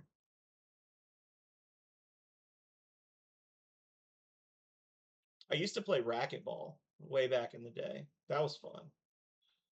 Like when I was in my like late teens and early 20s, like the 18 to 25, I had a membership at a gym that had like indoor racquetball, and I used to go play indoor racquetball a lot. Just like by myself, I'd just run around for like 20 minutes and just kind of go, or I would go with like one of my cousins or one of my friends or whatever, and we would just kind of fuck around for half an hour playing racquetball. It was fun. It's a good way to like run around and stuff.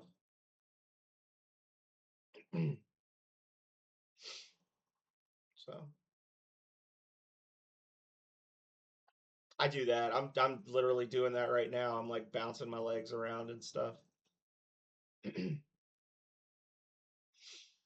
So yeah, I'm I'm sitting at, y'all are gonna be like, damn, he's huge. Um, I will preface this by saying that I am right at 6 feet tall, but I am like 251 right now. And for a long time, I was at 225, and I was like, oh my God, I'm so fat. And then I just like went ahead and gained 25 more pounds in the last 3 years. So I would like, I would like to get down to like, 190, which is what I was 10 years ago. That's unrealistic. But I would like to be down to like 210 to somewhere between 210 and 220. I think would be good. I think that would be a solid weight, especially if I'm doing like weights and exercising more. I'd feel less concerned about being over 200 if I was also like, muscular. So, yeah.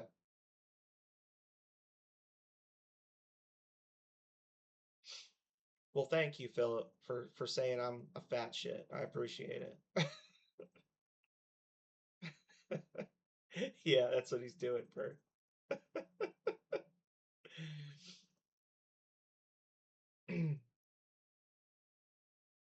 I could get a standing desk for my streams.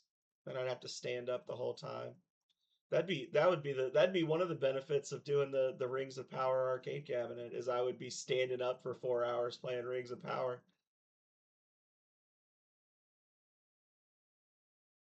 Yeah, but you're Canadian. Canadians have an advantage in that they don't live in America.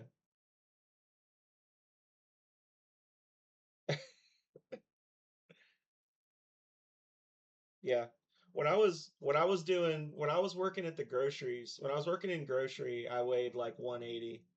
Um, like I'll have to share. I'll have to put some pictures up because I get I get hit with them on Facebook. I'll put a picture of me like 12 years ago up, and y'all are gonna be like, holy shit! Like, um, but yeah, yeah, they're Canadian pounds. Those are kilos. It's different. The weight is different. As I'm drinking a Sprite at 10 o'clock at night, this is gonna end up going in the trash. Now I'm talking about needing to be in shape, and I got a whole soda here. That's the other big thing for me is the sodas and the alcohol, just sitting around drinking alcohol and writing because I tend, you can judge or not judge, but generally when I was in school, because I'm out, whenever I was working on like a paper or something, I'd have like a drink next to me. Like I couldn't just be sitting there like, banging it out with coffee or whatever. My brain was rushing too much and I'd have to like just kind of slow myself down a little bit. So I'd be drinking I'd have like a whiskey or something that I was sipping on while I was writing. But that adds up over the years. 13 years in college and university. Um, that's a lot of whiskeys, a lot of papers, a lot of whiskeys. Yeah.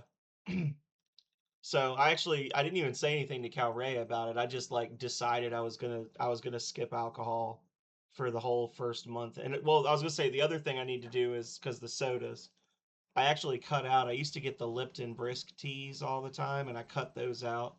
Um, I've been drinking Cokes over the holidays, which I try to avoid because they're just like you said, corn syrup and sugar. But I need to get back into like brewing tea again. I like making mint tea, and my mint didn't do great last year. My mint hasn't done great for a couple of years. I need to like repot it and put it in something bigger, or possibly just get some new mint because the mint I've had for about 9 years now. And I think it's just played out, because it's been in big pots, and I'll repot it, but yeah. So I need to just go back to because the mint tea is like it tastes naturally sweeter to me, so I can do it without sugar. So I'll just have like just unsweet tea. Um, but yeah. But anyway, I didn't tell Cal. I was saying I didn't tell Calrea, and I just like decided I wasn't going to do any alcohol for the month of January. Um, Both because we've basically just been sitting around the house partying for the last 2 weeks for the holidays. And because I'm old now, because it's my birthday and I just turned 40, so I'm like, I can't party like I used to, even though I could if I wanted to, but I shouldn't because I'm gonna get old and die. Um, so I just was like, yeah, I'm not gonna drink. And then apparently she's gonna take me out this weekend, and that kind of ruined her plan. So I was like, okay, well I'll drink this weekend for my birthday, but then I'll go back to not drinking, and I'll add 2 weeks on the end. Thank you, Calrian. She just remembered. She forgot my birthday, y'all. She just remembered. No, she didn't. She didn't forget this year. Do the low sugar challenge with you. I honestly don't put a lot of sugar in stuff. It's just like I said, when I'm drinking sodas, like sodas really where I get my sugar. I don't know.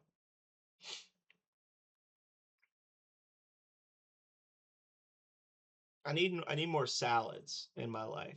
That's the other problem is I eat a lot of meat, like to the point that if I go like a week without having like red meat, like hamburger or steak or something, like I get cranky. It affects my it like affects my mood. I'm just like, why am I in such a shitty mood for the last 2 days? And then I start thinking, and I'm like, oh yeah, all I've had is like chicken for the last 2 weeks. That's probably why. And I go make myself a hamburger, and I feel much better.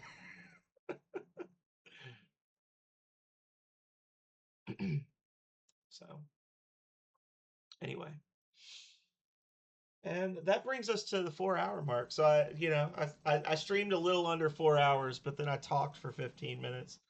So I guess that's a stream.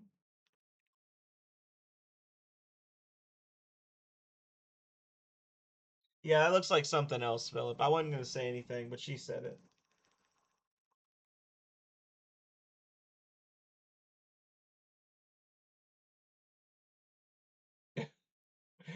Yeah, that I stick with less than or equal to 3 grams of serving does not look like a less than or equal to. It looks like a peanut is what it looks like.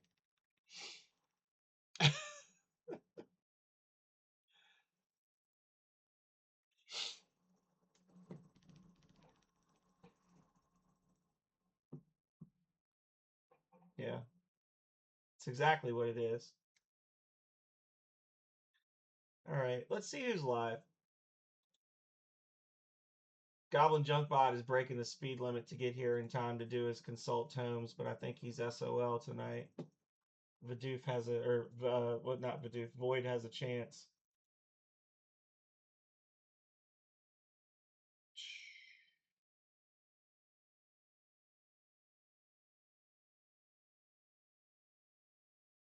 Hmm.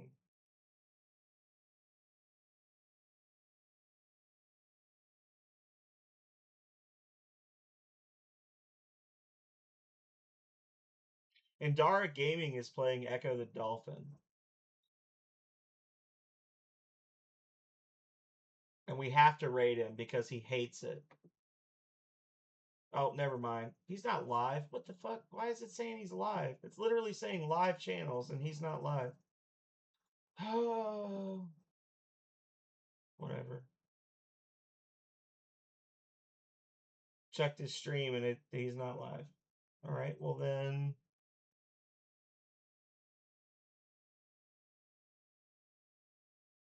If that's not going to work, then we're going to go see RNG Factor, who's playing Persona 3 Reload. There. He might have, like, literally just ended. Like, he would have had to end it within 30 seconds of me opening that window. He also may have just had his stream crash because his stream crashes pretty often. All right. We're starting the raid. Thank you, everybody, so much for being here on this happiest of 40th birthdays. It's the best 40th birthday I've ever had. Thank you very much. And we're up to my 12th one, according to Philip. I'm going to be back Friday with more Secret of Mana. Spoiler alert, I did do a couple of runs around the town so that I could finish leveling up some stuff. So I did the tiniest bit of grinding, but we're right back where we ended last time. And we're gonna play more Secret of Mana, and then on Saturday it's looking like it's gonna be some Spyro 2 Ripto's Rage. It's gonna be fun. It's been a good stream anniversary so far. It's been a good year so far. Hope you guys are all doing well. It's officially 1 week since the new year began, and you know, things have happened out there in the world. But here, the games are still janky. The chat is still degenerate. That's an impossible pain. So I will not give you points for that one. I am going to give Philip points for his. Hey, Goblin, we're finishing up right now. But I appreciate you all for being here as always. And I will be back again on Friday. So until then, stay healthy, stay safe out there, y'all. Later.